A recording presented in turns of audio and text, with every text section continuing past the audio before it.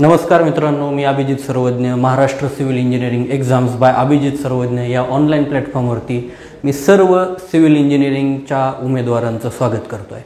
बघा मित्रांनो, आपण ऑलरेडी जे काय पाठीमागे पाहिलं होतं, म्हणजे आपण काय पाहिलं, मेसनरी पाहिलं, त्याच्यामध्ये ब्रिक मेसनरी पाहिलं. ठीक आहे मित्रांनो, फाउंडेशन पाहिलं, नंतर डोअर्स अँड विंडो पाहिलेले आहेत. ठीक आहे मित्रांनो, आणि आत्ता आपण त्याच्या पुढचा बिल्डिंग कन्स्ट्रक्शनचा आपण वॉटर कन्झर्वेशन ऑफिसर म्हणजे WCD वॉटर कन्झर्वेशन डिपार्टमेंटचा जो काही पेपर आहे तुमचा येणारा, त्याच्या रिलेटेड टार्गेटेड आपण म्हणजे एक व्हिडिओ सिरीज घेतो आहे. त्याच्यामध्ये आत्ता आपण बिल्डिंग कन्स्ट्रक्शन हा टॉपिक पाहतो आहे. ठीक आहे मित्रांनो, हे तुमचा एक टाईपचा रिव्हिजनचा सेशन आहे असं कन्सिडर करून या पॉईंट ऑफ व्ह्यू तुम्ही याला पाहिलं पाहिजे. ठीक आहे मित्रांनो, आणि एकदम तुम्हाला म्हणजे ज्या गोष्टी माहीत नाहीत किंवा जे क्वेश्चन तुम्हाला, बघा मी आता याच्यामध्ये कोणते क्वेश्चन घेतले जे की एक्झामला मॅक्झिमम टाईम रिपीटेड झालेले आहेत. म्हणजे तुम्हाला हे जे मी या स्लाईडमध्ये किंवा मी या पूर्ण व्हिडिओमध्ये, पाठीमागचा पण व्हिडिओ ऑलरेडी आलेला आहे, तो तुम्ही एकदा पाहून घ्या, नंतर हा व्हिडिओ पहा. म्हणजे एक सिरियली तुमचे सर्व टॉपिक बिल्डिंग कन्स्ट्रक्शनचे होऊन जातील. हा लास्टचा व्हिडिओ आहे तुमचा. म्हणजे या दोन व्हिडिओमध्ये नियर अबाउट एक 2.5 ते 3 तासामध्ये मी बिल्डिंग कन्स्ट्रक्शन पूर्ण संपवलेलं आहे.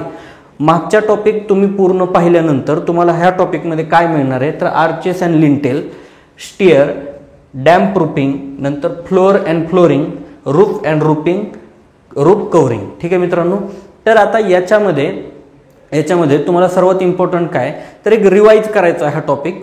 पण हा रिव्हिजन करताना तुम्हाला कशाच्या थ्रू करायचा आहे, तर तुम्हाला MCQच्या थ्रू पूर्ण रिव्हिजन करायची आहे. मग याच्यामध्ये तुम्हाला काय मिळणार मित्रांनो, प्रॉपरली जे मॅक्झिमम टाईम क्वेश्चन एक्झामला विचारलेले आहेत ते क्वेश्चन तुम्हाला या ठिकाणी मी तुमच्यासमोर दाखवणार आहे, त्याचं एक्सप्लेनेशन देण्याचा प्रयत्न करणार आहे. तर आपली पूर्ण जे काही सिरीज, यानंतरचे पण व्हिडिओ मी तुम्हाला 2 ते 3 व्हिडिओमध्ये एक सब्जेक्ट संपवणार आहे. म्हणजे 1-1.5 तासाचा असा व्हिडिओ येईल. तर ते व्हिडिओ पण तुम्ही प्रॉपरली पहा, याचा तुम्हाला नक्कीच एक्झामला याचा फायदा होऊ शकतो. आणि अजून एक तुम्हाला सांगायचं आहे, याच्यामध्ये जे क्वेश्चन घेतलेत हे रिपीटेड आलेले क्वेश्चन आहेत मॅक्झिमम टाईम. मग ते काही हार्ड असतील किंवा इझी असतील ते काही मॅटर करणार नाही.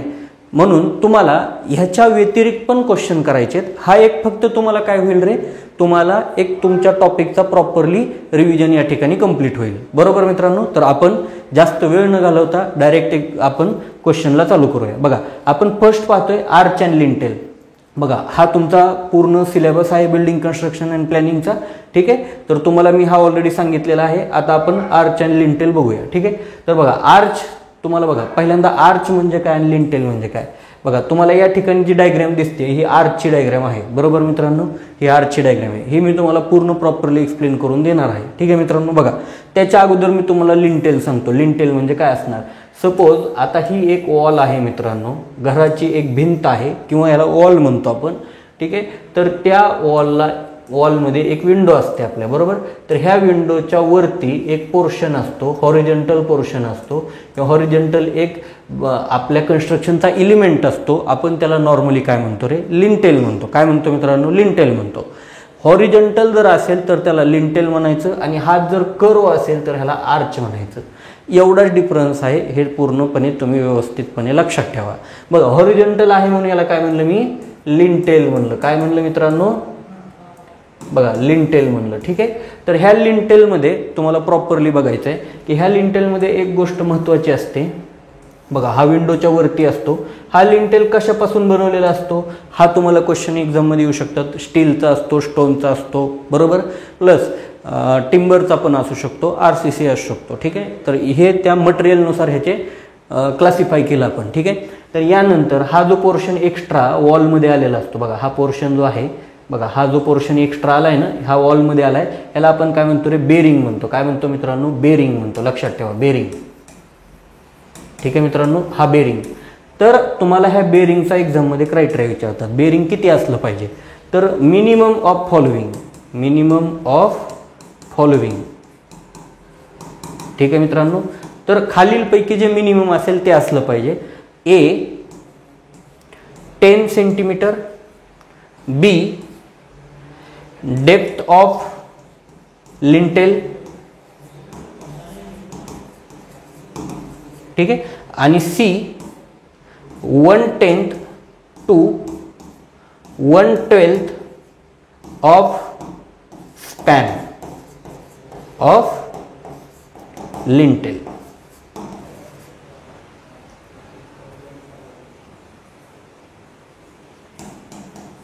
बघा, हा तुम्हाला क्रायटेरिया लक्षातच ठेवायचा आहे, एक्झाममध्ये हा खूप इम्पॉर्टंट आहे. बघा 10 सेंटीमीटर, एक तर 10 सेंटीमीटर हे डिस्टन्स किती असलं पाहिजे, 10 सेंटीमीटर असलं पाहिजे. किंवा डेप्थ ऑफ लिंटेल, आता ही डेप्थ किंवा थिकनेस ऑफ लिंटेल, आता ही थिकनेस किती आहे, सपोज याची थिकनेस 125 mm आहे, तर म्हणजे 12.5 डेप्थ आली. बघा एक्झाम्पल मी लिहितो इथं 12.5. बघा आता 110 to 1/12 of the span of the lintel. बघा ह्या स्पॅन, तुमचा जो काही स्पॅन आहे लिंटेलचा, हा जर सपोज 1.5 मीटर असेल, किती आहे रे मित्रांनो, 1.5 मीटर आहे, तर 1.5च्या 1/10 किती असणार, 1.5च्या 1/10 किती असणार, तर बघा 0.15 मीटर म्हणजे किती रे मित्रांनो, 15 सेंटीमीटर. म्हणजे फायनल काय आलं हे आन्सर, 15 सेंटीमीटर, 15 सेंटीमीटर. म्हणजे 15 सेंटीमीटर किंवा 12.5 सेंटीमीटर किंवा 10 सेंटीमीटर, ह्याच्यातलं जे मिनिमम असेल ते तुमचं आन्सर असेल. कळालं मित्रांनो, म्हणजे तुमचा आन्सर काय येईल, minimum of the following 10 centimetre काय होईल, तुमचा हा बेरिंग येईल. हा खूप इम्पॉर्टंट टॉपिक आहे. हा कधी, तर फक्त लिंटेलसाठी. आता आणखी एक क्वेश्चन ह्याच्यावरती एक्झामला विचारतात तुम्हाला, की लिंटेलवरती लोडिंग कसं येतं. तर बघा नॉर्मली हा तुमचा लिंटेल असा आहे, बरोबर, याच्या खाली काय रे, विंडो आहे. याच्यावरती जे काय लोडिंग येतं ना, हे ट्रँग्युलर लोडिंग येतं, लक्षात ठेवायचं, कधीच विसरायचं नाही. कोणतं लोडिंग येतं रे मित्रांनो, ट्रँग्युलर शेपमध्ये येतं. आणि हा ट्रँगल कोणता असतो, मग तुम्हाला दुसरा क्वेश्चन येईल की ह्याचे अँगल काय असतील, तर ते अँगल असतात, हा इक्विलॅटरल ट्रँगल असतो. काय असतो रे मित्रांनो, इक्विलॅटरल ट्रँगल. हे खूप महत्त्वाचं आहे, हा एक्झामला क्वेश्चन MPSCला विचारलेला आहे. मग इक्विलॅटरल ट्रँगलमध्ये अँगल किती असतात रे, तर 60 डिग्री असतात. काय असतात रे, each angle have 60 degree inclination. म्हणजे हा 60 असेल, हा पण 60 असेल आणि हा पण 60 असेल.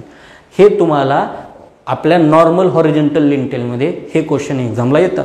तर एवढी थेरी तुम्हाला लिंटेलच्या रिलेटेड माहीत पाहिजे. आता हा लिंटेल हा टॉपिक आपला संपलेला आहे. आता आपण आर्च बघूया.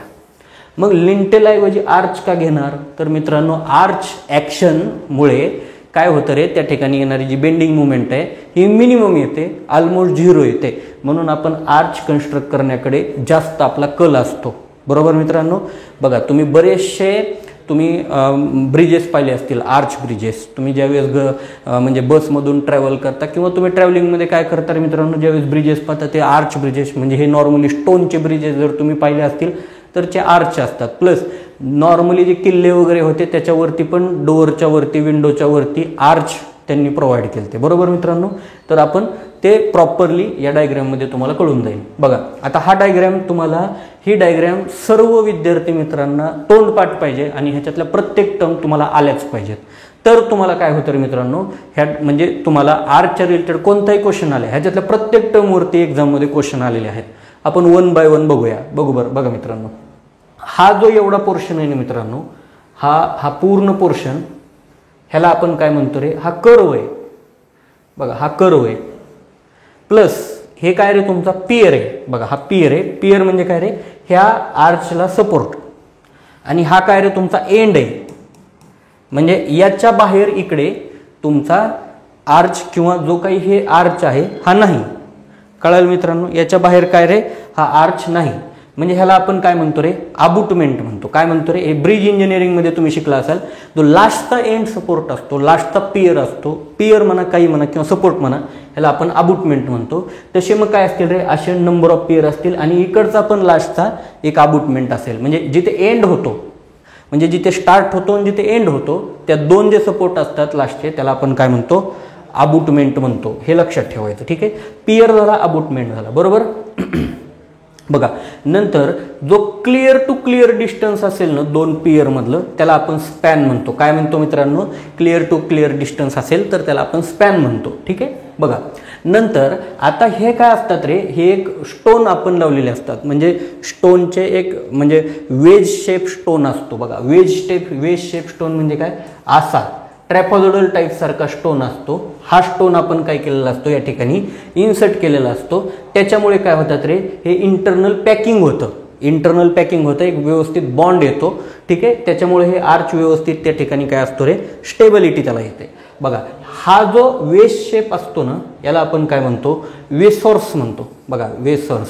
मग हे प्रोनाउन्सिएशन तुम्ही बऱ्याचदा वेगवेगळं करू शकता बघा, वेसर्स म्हणतो त्याला आपण.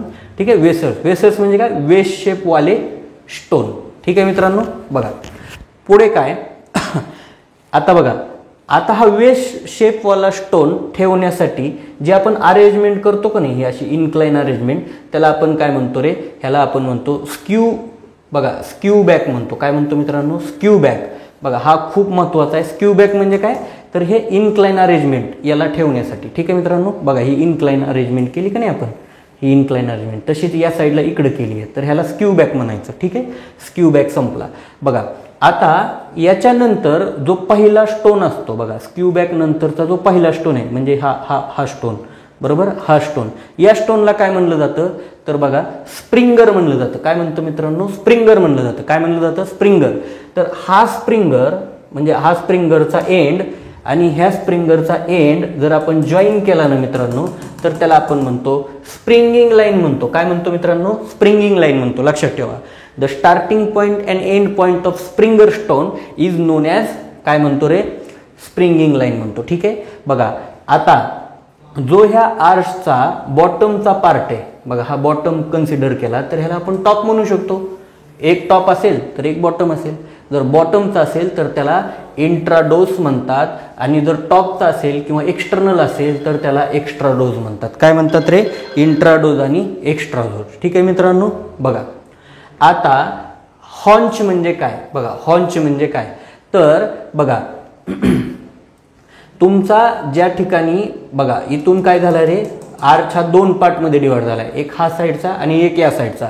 ह्या साईडचा लोअर हाफ पार्ट बघा, आर्चचा लोअर हाफ पार्ट म्हणजे बघा हा पूर्णच पार्ट आहे एक बरोबर. याच्याही हाफचा पार्ट पण कुठला, लोअरचा म्हणजे खालचा, त्याला काय म्हणतो आपण, हॉन्च म्हणतो. लक्षात ठेवा, याला काय म्हणतो आपण, हॉन्च म्हणतो. ठीक आहे, म्हणजे हॉन्च पण झाला. जो सेंटरचा स्टोन असतो त्याला आपण की म्हणतो. काय म्हणतो रे मित्रांनो, सेंटरचा स्टोन असतो जो काय करतो, पूर्ण तुमच्या आर्चच्या स्टोनला इंटरलॉक करतो, त्याला आपण काय म्हणतो, की म्हणतो. त्याला काय म्हणतो आपण, की म्हणतो. बघा आता हा पॉइंट आहे ना तुमचा, हा सर्वात म्हणजे उंच पॉइंट आहे, उंच म्हणजे सर्वात हाईटचा, याला आपण क्राऊन म्हणतो. काय म्हणतो मित्रांनो, क्राऊन म्हणतो. लक्षात ठेवा, क्राऊन म्हणजे काय, हाईटवाला पॉइंट. आणि तुम्ही राजाचा क्राऊन असतो, क्राऊन म्हणजे काय, मुकुट. मुकुट म्हणजे काय, राजा हा सर्वोच्च आहे, म्हणजे सर्वोच्च म्हणजे काय, सर्वात हाईटचा, म्हणून हाईटवाल्या पॉईंटला काय म्हणतो आपण, क्राऊन म्हणतो. आता फक्त एकच पॉईंट राहिला मित्रांनो, राईज. बघा स्प्रिंगिंग लाईन आणि तुमच्या कीचा बॉटम बघा, कीचा बॉटम कुठे, हा बॉटम आहे. स्प्रिंगिंग लाईन आणि कीचा बॉटम या दोघांमधला जो काही हाईट असेल त्याला आपण काय म्हणतो, राईज म्हणतो. त्याला काय म्हणतो आपण, राईज म्हणतो. लक्षात ठेवा. आता सर्वात इम्पॉर्टंट, स्पॅन्ड्रिल म्हणजे काय बघा. स्पॅन्ड्रिल म्हणजे काय, तर बघा दोन एक्स्ट्रा डोज बघा, एक्स्ट्रा डोज म्हणजे काय, बाहेरचा पार्ट. दोन कन्झिक्युटिव्ह एक्स्ट्रा डोज मधला जो काही ट्रँग्युलर पार्ट असेल बघा, हा जो ट्रँग्युलर पार्ट आहे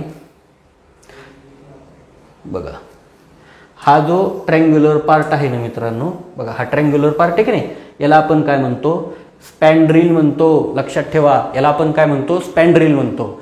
हे पूर्ण टर्म एक्झाममध्ये खूप इम्पॉर्टंट आहेत. हे दोन जर एंड म्हणजे स्प्रिंगरचे दोन एंड आपण जर जॉईन केले तर तिथं आपल्याला एक कर सेगमेंट मिळेल किंवा एक सर्कलचा सेगमेंट मिळेल, तर त्या पॉईंटला काय म्हणतो आपण, सेंटर म्हणतो. काय म्हणतो रे मित्रांनो, सेंटर म्हणतो. आय होप सो तुम्हाला हा पूर्ण टॉपिक समजला असेल. हा दोनदा तरी ॲटलिस्ट बघा, म्हणजे काय होतील, तुम्हाला ईच अँड एव्हरी टर्म एकदम व्यवस्थितपणे समजेल. आता आपण क्वेश्चनकडे जाऊया. बघा मी तुम्हाला या ठिकाणी पूर्ण लिंटेलचा पार्ट सांगितला आणि या ठिकाणी तुम्हाला आर्चचा सांगितला. आता आर्च का कन्स्ट्रक्ट करायचा, तर आर्च काय होईल, बेंडिंग मुवमेंट कमी करेल, त्याच्यामुळे काय होईल रे, आपली स्ट्रेंथ वाढेल तुमची. समजते मित्रांनो. याच्यासाठी आपण आर्च कन्स्ट्रक्ट करतो आणि हा इझिली आपण कन्स्ट्रक्ट करू शकतो. ॲस्थेटिक व्ह्यू चांगला येतो आणि स्टोन मेसनरीसाठी एकदम बेस्ट ऑप्शन आहे आर्च कन्स्ट्रक्ट करणे. ठीक आहे मित्रांनो. तर आपण आता क्वेश्चन बघूया. ठीक आहे, पुढे बघा. The highest point on extrados. Extrados म्हणजे काय, बाहेरचा पार्ट. एक्स्ट्राडोज म्हणजे काय, बाहेरचा पार्ट. याच्यावरती हायेस्ट पॉईंट कुठे, हा पॉईंट आहे. याला काय म्हणतो रे मित्रांनो आपण, क्राऊन म्हणतो. सिंपल आहे, झालं आपलं फर्स्ट आन्सर.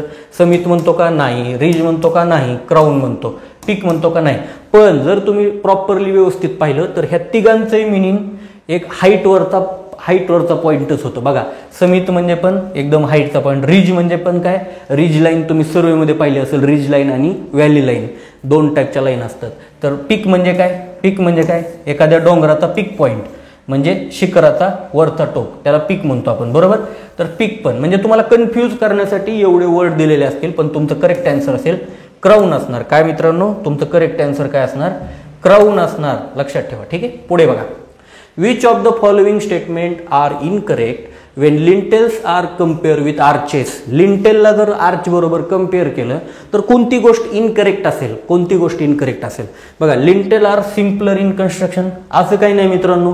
बघा, असं काही नाही. तुम्ही लिंटेल आणि आर्च दोन्ही सिंपल आहेत कन्स्ट्रक्शनसाठी. बघा, arch does not required strong abutment. Strong abutment आर्चला लागत नाही असं त्याचं म्हणणं आहे. बघा मित्रांनो, असं काही नाही. ठीक आहे, असं काही नाही. तुम्हाला आर्चलाही स्ट्रॉंग अबुटमेंट लागतात. बघा, वॉल टू विस्टँड द आर्च थ्रस्ट लागतात. म्हणजे हे तुमचं इनकरेक्ट स्टेटमेंट आहे.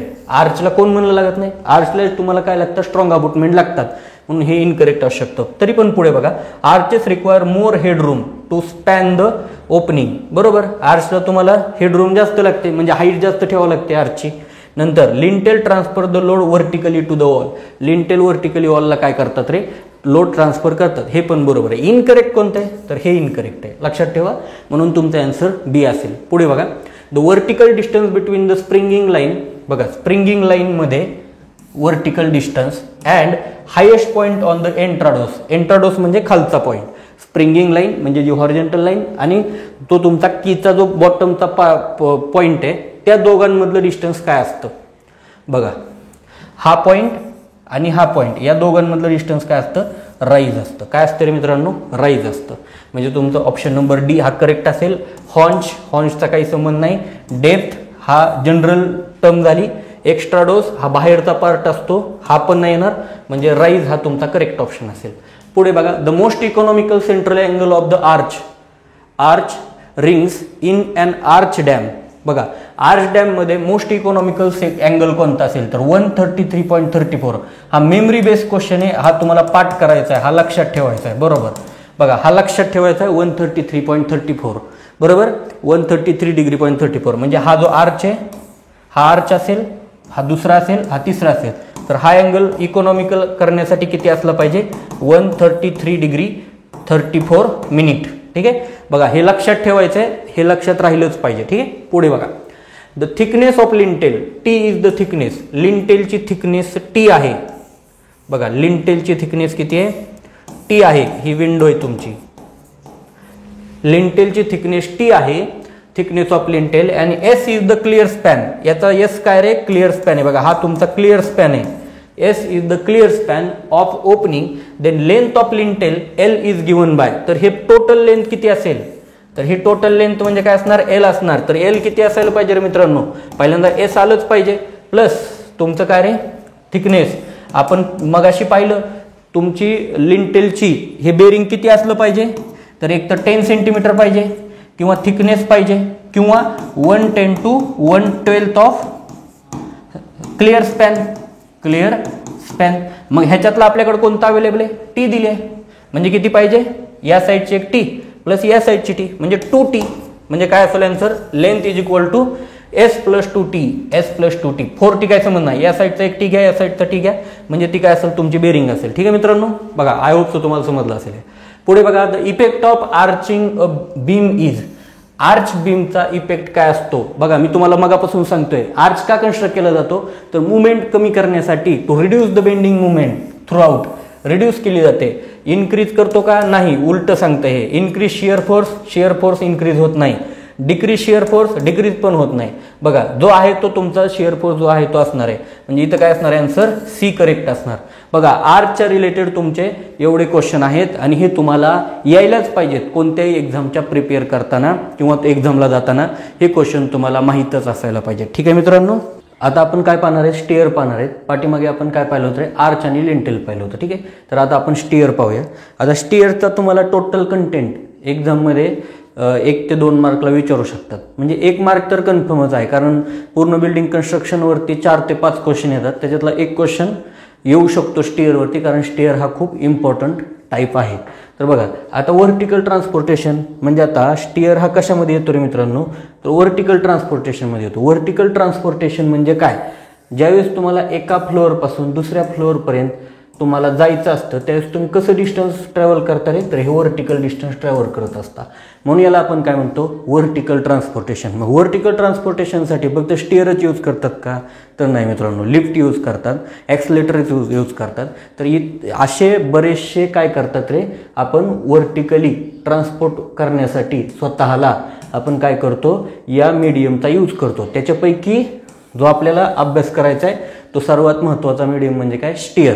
तर आता स्टेअर म्हणजे काय, तर स्टेअरची पहिल्यांदा आपण जे काही इम्पॉर्टंट टर्म्स आहेत किंवा जे काही इम्पॉर्टंट थेरी आहेत ते पहिल्यांदा पाहून घेऊया. ठीक आहे, तर बघा हां, तर ही एक नॉर्मल तुम्हाला स्टेअरची डायग्रॅम आहे. बघा आता तुम्हाला बऱ्याच जणांना हा प्रश्न पडत असेल की हे डायग्रॅम वगैरे कुठले आहेत, तर हे डायग्रॅम वगैरे म्हणजे कुठल्या म्हणण्यापेक्षा तुम्ही BC पुन्नियाचं जे बिल्डिंग कन्स्ट्रक्शनचं बुक आहे त्या बुकमधल्या ह्या सर्व डायग्रॅम आहेत आणि हे रेफरन्स बुकमधला सर्व कंटेंट आहे. म्हणजे तुम्हाला घाबरायचे काहीच कारण नाही, कारण हा ऑथेंटिक कंटेंट आहे. ठीक आहे, कोणत्याही एखाद्या क्लासच्या बुकमधला नाही किंवा क्लासच्या नोट्समधला नाही किंवा क्लासच्या कोणत्याच कंटेंटमधला नाही. हा कुठला रे मित्रांनो, रेफरन्स बुकमधला कंटेंट आहे. म्हणून तुम्ही बिंदास याला रेफर करा, कारण तुमच्याकडे प्रूफ आहे.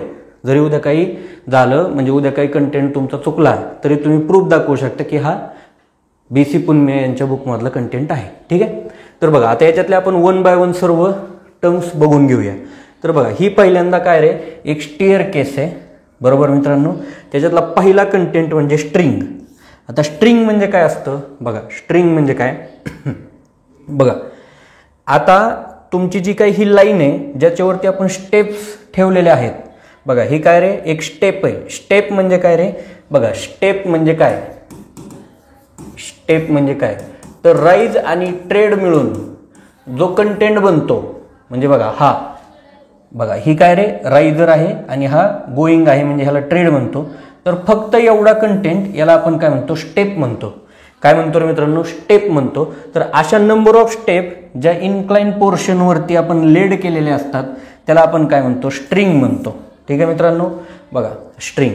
नंतर ही एक स्टेप म्हणजे हा राईज आणि हा ट्रेड ह्याची मिळून काय झाली रे, एक स्टेप तयार झाली. बघा हा कंटेंट झाला.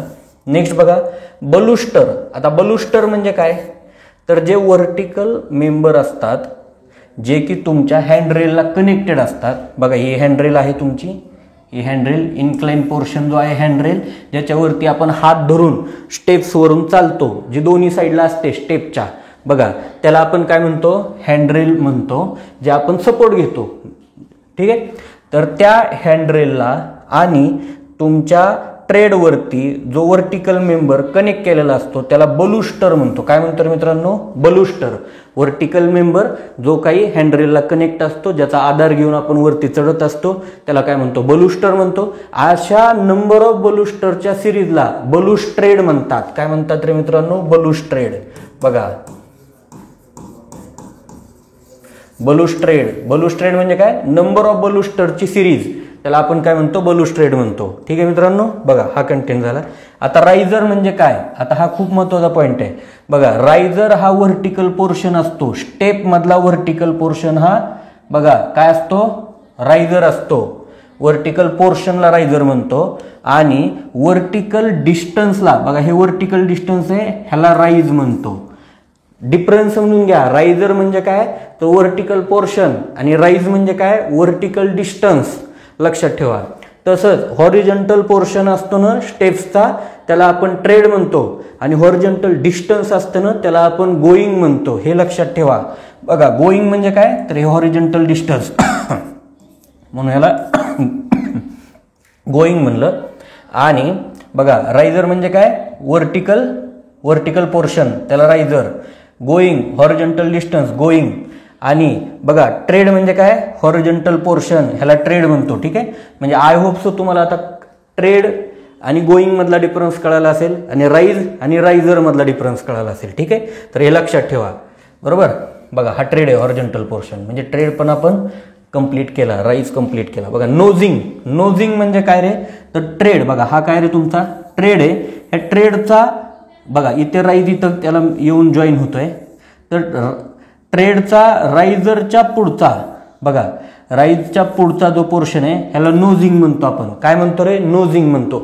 हा आपल्याला एक्स्ट्रा पाय ठेवण्यासाठी आलेला पुढे पोर्शन असतो. ठीक आहे, त्याच्या खाली बघा एक अशा टाईपचं आपण काय केलेलं असतं, एक एक्स्ट्रा मटेरियल यूज केलेलं असतं, त्याला आपण स्कॉटिया म्हणतो. काय म्हणतो मित्रांनो, स्कॉटिया म्हणतो. हे आर्किटेक्चरल पर्पजसाठी असतं, म्हणजे तुमची स्टिअरकेस सुंदर दिसावी म्हणून आपण त्याला प्रोव्हाइड केलं असतं. याला आपण काय म्हणतो, स्कॉटिया म्हणतो. ठीक आहे मित्रांनो, तर बघा आय होप सो आपण सर्व पाहिलेले आहेत. आता आणखी एक लाईन ऑफ नोझिंग. बघा हे जे काही नोझिंग आहेत, हे बाहेर आलेले जे नोज आहेत, ह्या सर्व नोजला जर कनेक्ट केलं आणि तिथून जर एक इन्क्लाइन लाईन काढली तर त्याला आपण काय म्हणतो, लाईन ऑफ नोझिंग म्हणतो. ठीक आहे मित्रांनो, बघा लाईन ऑफ नोझिंग. आणि म्हणजे तुम्ही ह्या लाईन ऑफ नोझिंगलाच जर हॉरिझॉन्टली, बघा ही लाईन ऑफ नोझिंग आहे आणि हा हॉरिझॉन्टल पोर्शन आहे, इथून जे काही अँगल असतो ना त्याला अँगल ऑफ इन्क्लिनेशन किंवा स्टिअरचा अँगल म्हणतो. बघा स्टिअर अँगल किंवा अँगल ऑफ इन्क्लिनेशन. आणि हा अँगल ऑफ इन्क्लिनेशन स्टँडर्ड हा अँगल किती असतो, तर 30 to 45 डिग्री. बघा हे लक्षात ठेवा, याच्यामध्येच असला पाहिजे. बऱ्याच बुकमध्ये हा कंटेंट चुकीचा दिलेला आहे. इवन आत्ताच्या क्वेश्चनमध्ये पण हा कंटेंट चुकीचा होता, तर तो लक्षात ठेवा. ही लिमिट आहे, म्हणजे हा लोअर लिमिट आहे आणि हा अप्पर लिमिट आहे. म्हणजे 30 डिग्री मिनिमम असला पाहिजे, 45 डिग्री मॅक्झिमम असला पाहिजे, ॲज पर बुक सांगतोय मी तुम्हाला. ठीक आहे, बघा तर ह्याच्यातले सर्व कंटेंट मी सांगितलेलं आहे तुम्हाला. बघा आणखी एक नंबर ऑफ स्टेपची मिळून स्टिअर बनते. बरोबर, नंबर ऑफ स्टिअरच्या बनून बघा ही एक स्टिअर. बघा कधी कधी काय असतं मित्रांनो, आपण अशा टाईपच्या स्टिअर पाहिलेले असतात. बरोबर, बघा ही एक स्टिअर झाली, नंतर एक लँडिंग आहे, नंतर स्टिअर आहे, नंतर लँडिंग आहे. बघा नंबर ऑफ स्टिअर, बघा हा स्टिअर आहे म्हणून ह्याला आपण ह्याला आपण फ्लाईट पण म्हणतो. काय म्हणतो मित्रांनो, ही एक फ्लाईट, हे दुसरी फ्लाईट. म्हणजे फ्लाईट पण म्हणलं जातं आणि स्टिअर पण म्हणलं जातं, हे पण तुम्हाला लक्षात ठेवायचे. ठीक आहे, बघा याच्यातला ऑलमोस्ट सर्व कंटेंट मी बघा हा एक कंटेंट राहिला. नोवेल पोस्ट म्हणजे काय, जो ह्या पूर्ण बलुस्टर आणि बलुस्ट्रेडला किंवा हँडरेलला या सर्वांना कनेक्ट करणारा फर्स्ट जो काय वर्टिकल पोल असतो त्याला नोवेल पोस्ट म्हणतो. आणि हा पण एकचा लास्टचा जो असतो त्याला पण काय म्हणतो रे, नोवेल पोस्ट म्हणतो. ठीक आहे, बरोबर. बघा हा लँडिंग आहे. लँडिंग म्हणजे काय रे, तुम्हाला रिलॅक्स होण्यासाठी जो काही स्टिअरचा पोर्शन असतो, जिथून आपण काय करतो, टर्न घेतो, आपण त्या ठिकाणी रिलॅक्स होतो, किंवा आपल्याला जी काय आपली जर्नी आहे, म्हणजे काय एका फ्लोअरपासून दुसऱ्या फ्लोअरकडे जाण्यापर्यंत जी काय जर्नी आहे, ह्याच्यामध्ये आपण टायर्ड होऊ नये म्हणून एक रिलॅक्सेशनचा पिरियड मिळतो किंवा रिलॅक्सेशनचा एक टाइम मिळतो. तो टाइम आपल्याला कुठे मिळतो, लँडिंगच्या ठिकाणी मिळतो. हे तुम्हाला लक्षात ठेवायचंच आहे. ठीक आहे, चला पुढे जाऊया. बघा डायमेन्शन, आता स्टेपचे डायमेन्शन तुम्हाला या ठिकाणी मी सांगणार आहे. बघा स्टेपचे डायमेन्शन काय पाहिजेत, तर हे स्टँडर्ड एक हँड रूल आहेत किंवा एक स्टँडर्ड रूल्स आहेत. बघा नॉर्मली आपण राईज किती अडॉप्ट केला पाहिजे, 14 सेंटीमीटरचा, आणि गोईंग कितीचा अडॉप्ट केला पाहिजे, 30 सेंटीमीटरचा. म्हणजे हा जर राईज असेल तर हा गोईंग, म्हणजे राईज कितीचा पाहिजे, 14 सेंटीमीटरचा, आणि गोईंग कितीचं पाहिजे रे मित्रांनो, तर गोईंग पाहिजे तुमचं, बघा गोईंग पाहिजे 30 सेंटीमीटरचं. हे स्टँडर्ड आहे. मग हे कमी जास्त होऊ शकतं. इथं 13 सेंटीमीटर असेल, 15 सेंटीमीटर असेल, 16 सेंटीमीटर असू शकतं. इथे पण 27 सेंटीमीटर पासून 30 सेंटीमीटर पर्यंत आपण याला प्रोव्हाइड करू शकतो. पण हे स्टँडर्ड प्रोव्हाइड आपण जनरली करतो. तर बघा आता पुढे काय म्हणताय, बघा आता हे याचा जर आपण म्हणजे एक हँड रूल पाहिला किंवा एक फॉर्म्युला पाहिला तर 2 × राईज प्लस गोईंग हे याची समेशन किती आली पाहिजे 60 आली पाहिजे. बघा राईज जर आपण कन्सिडर केला 14 किंवा इथे आपण 15 पण करू शकतो. बघा 15 केला तर बघा 2 × rise plus going is equal to किती आलं पाहिजे 60. तर राईज किती आहे तुमचा 2 × 15 प्लस गोईंग किती आहे तुमचं बघा गोईंग किती आपण कन्सिडर केले 30. तर हे 30 इज इक्वल टू 60 येते का बघा 15 × 2 30 प्लस 30 इज इक्वल टू 60. म्हणजे तुमचं जे काही तुम्हाला बसवायचंय जे काही तुम्हाला ॲझ्युम करायचंय ह्याची समेशन किती आली पाहिजे ॲप्रॉक्सिमेटली 60 आली पाहिजे. ती कमी जास्त झाली तरी थोडंफार चालते पण खूप कमी नको आहे. म्हणजे 52 किंवा 50 नको आहे किंवा इथं 70 80 नको आहे. ठीक आहे 60च्या अराउंड म्हणजे ±5 असेल तरी त्या ठिकाणी तुम्ही म्हणजे कन्सिडर करू शकता. ठीक आहे बघा पुढे बघा हा झाला पहिला रूल.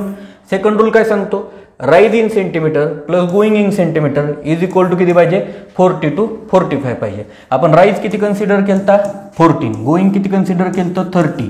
तर ह्या दोघांची समेशन किती पाहिजे रे 40 to 45. बघा 14 + 30 किती होतं रे मित्रांनो 44 होतं बरोबर. म्हणजे आपण करू शकतो ह्याला बघा 40 to 45च्या मध्ये आहे म्हणजे आपण हे कॉम्बिनेशन पण करू शकतो राईज आणि ट्रेडचं. ठीक आहे मित्रांनो पुढे बघा rise in centimeter into going in centimeter is equal to 400 to 450. आता हे मल्टिप्लिकेशन आहे म्हणजे 14 × 30 इज इक्वल टू किती येते रे 4 त्रिक 12 चला 1 3 1 3 आणि 1 4 म्हणजे 420 येते. बघा 400 ते 450 मध्ये आहे म्हणजे हे पण तुमचं करेक्ट आहे. बघा मित्रांनो हे तुम्हाला काय रे हे तिन्ही पण रूल लक्षात ठेवायचे जे एक्झामला इम्पॉर्टंट आहेत. ठीक आहे आय होप सो तुम्हाला हा कंटेंट कळाला असेल. बघा आता हे नंबर ऑफ तुमच्या स्टेअर कशा कशा असतात. स्टेअर म्हणजे तुमच्या स्टेअरचे फॉर्मॅट कसे असतात किंवा स्टेअरचे शेप कसे असतात. पहिली स्टेअर आहे बघा बुलनोज स्टेअर बरोबर. बुलनोज म्हणजे काय हा जो पहिली स्टेप्स आहे ना पहिली स्टेप याचा शेप हा बुलच्या नोज सारखा आहे म्हणून याला बुलनोज स्टेप म्हणतात. जे रेक्टँग्युलर आणि कॉमनली आपण जे यूज करतो स्टेअर रेक्टँग्युलर शेपची असते तर आपण फ्लायर म्हणतो. हे लक्षात ठेवा हे एक्झामला येण्याची शक्यता खूप जास्त आहे. फ्लायर म्हणजे काय कारण ही जनरली यूज करतो ना आपण सगळीकडे म्हणून फ्लायर तुम्हाला लक्षात ठेवायची आहे. राऊंड एंडेड स्टेप बघा राऊंड एंडेड ज्याचा एंड काय रे राऊंड एंडेड आहे. आता तुम्ही म्हणाल सर हे का करायचं आहे बुलनोज राऊंड एंडेड कारण हा तुमचा व्ह्यू चांगला करतो. तुमच्या जे काही स्टेप्स आहेत किंवा तुमच्या ज्या घरामध्ये स्टेप्स असतात किंवा जे काही स्टेअर केस असते याचा व्ह्यू आपण काय करतो एनहान्स करतो. हे आर्किटेक्चरल पर्पजसाठी आपण याला यूज केलं आहे. नंतर स्प्लाइड म्हणजे काय रे असा हा अँगल असतो. ठीक आहे पुढे बघा कमोड स्टेप बघा कमोड स्टेप कशा आहेत थोड्याशा कर्व आहेत नंतर आपल्या नॉर्मल आहेत. बघा हे पण तुम्हाला याच्यासाठी यूज करतो म्हणजे चांगलं दिसावं म्हणून. नंतर डान्सिंग स्टेप बघा ह्या 2 स्टेप एक्झाममध्ये तुम्हाला विचारतात वाइंडर्स आणि डान्सिंग स्टेप.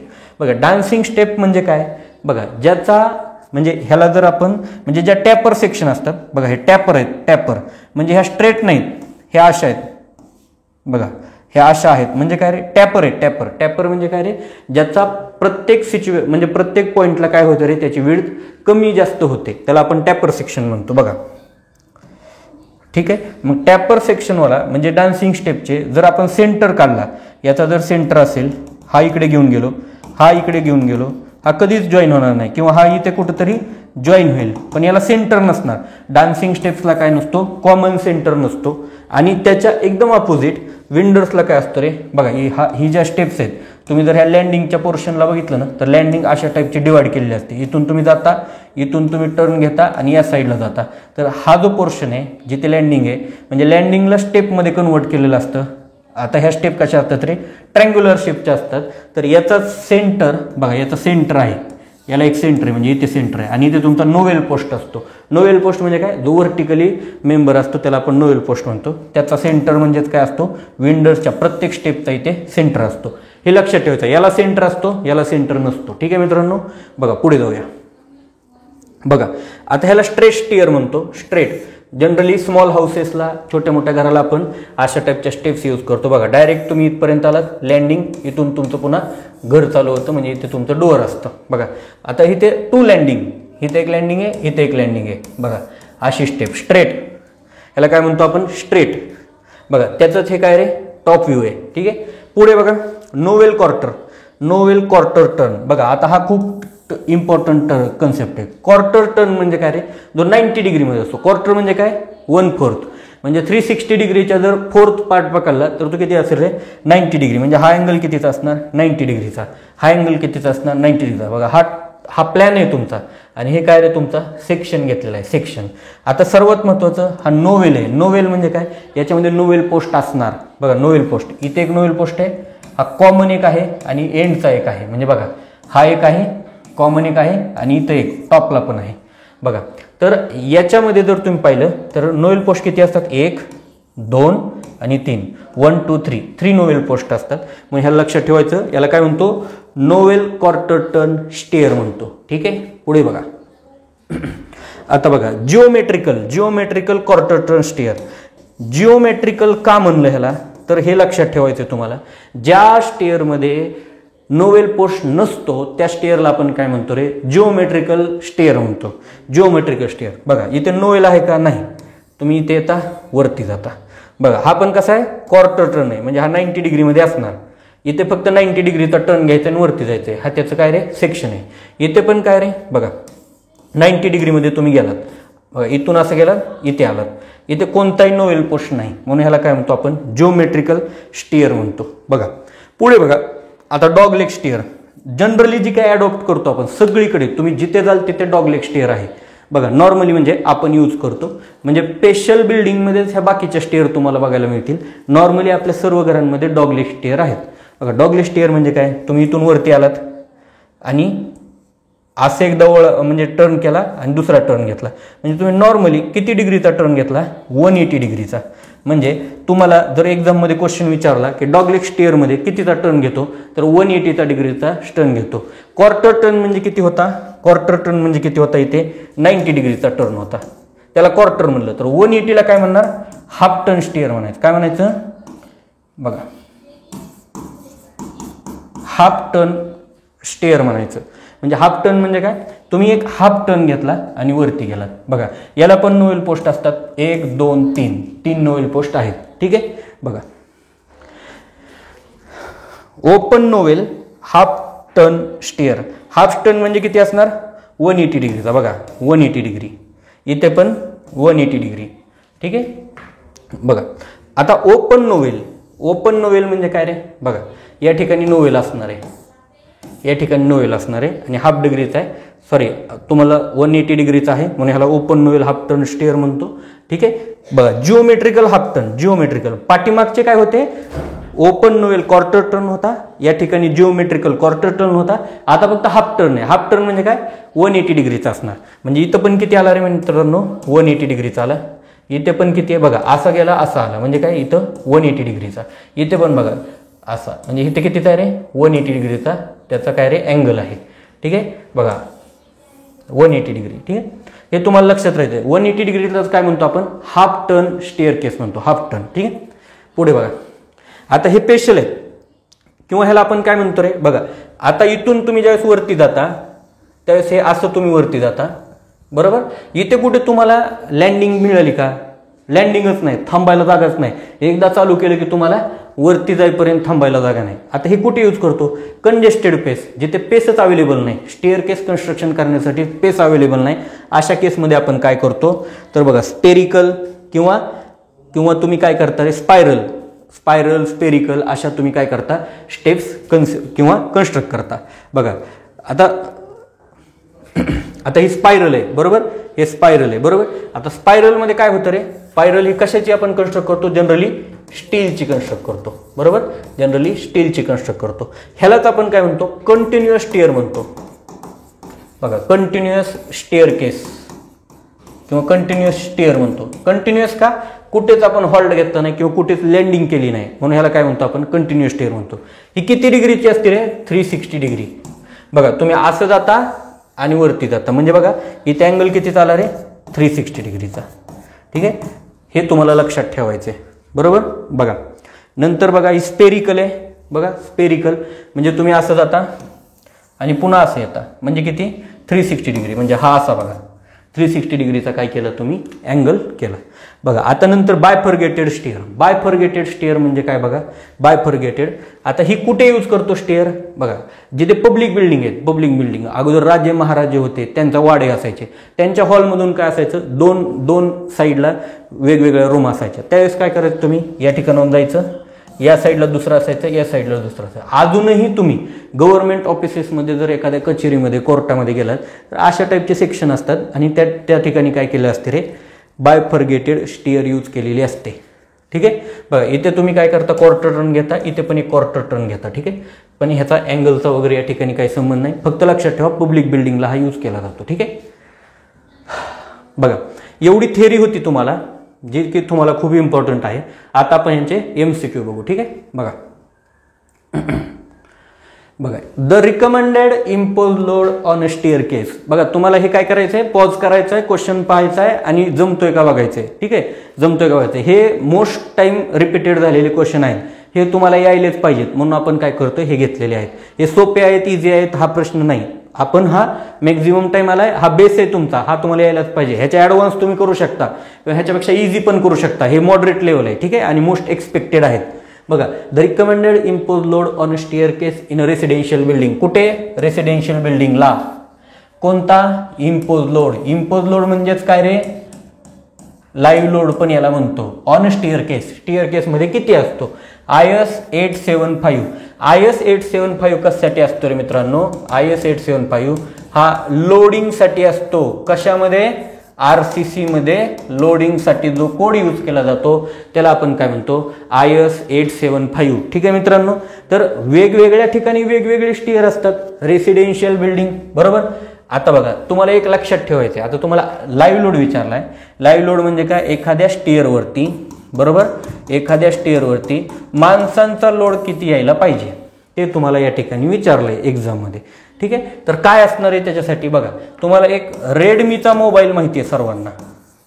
बघा रेडमीचा मोबाईल ते रिअलमी आहे पण आपण त्याला रेडमी म्हणतो. बघा मग ते रेडमी आहे ना तर ठीक आहे रेडमीच राहू द्या. मी तुम्हाला ट्रिक सांगतोय कसे लक्षात ठेवायचे. आता रेडमीचा मोबाईल हे लक्षात ठेवायचं, ज्यावेळेस लाईव्ह लोड विचारते स्टेअर केसचा त्यावेळेस रेडमीचा मोबाईल हा तुमचा काय पाहिजे रे की पॉईंट पाहिजे. तर R म्हणजे काय रे रेसिडेन्शियल बिल्डिंगसाठी. बघा R म्हणजे काय रेसिडेन्शियल बिल्डिंगसाठी.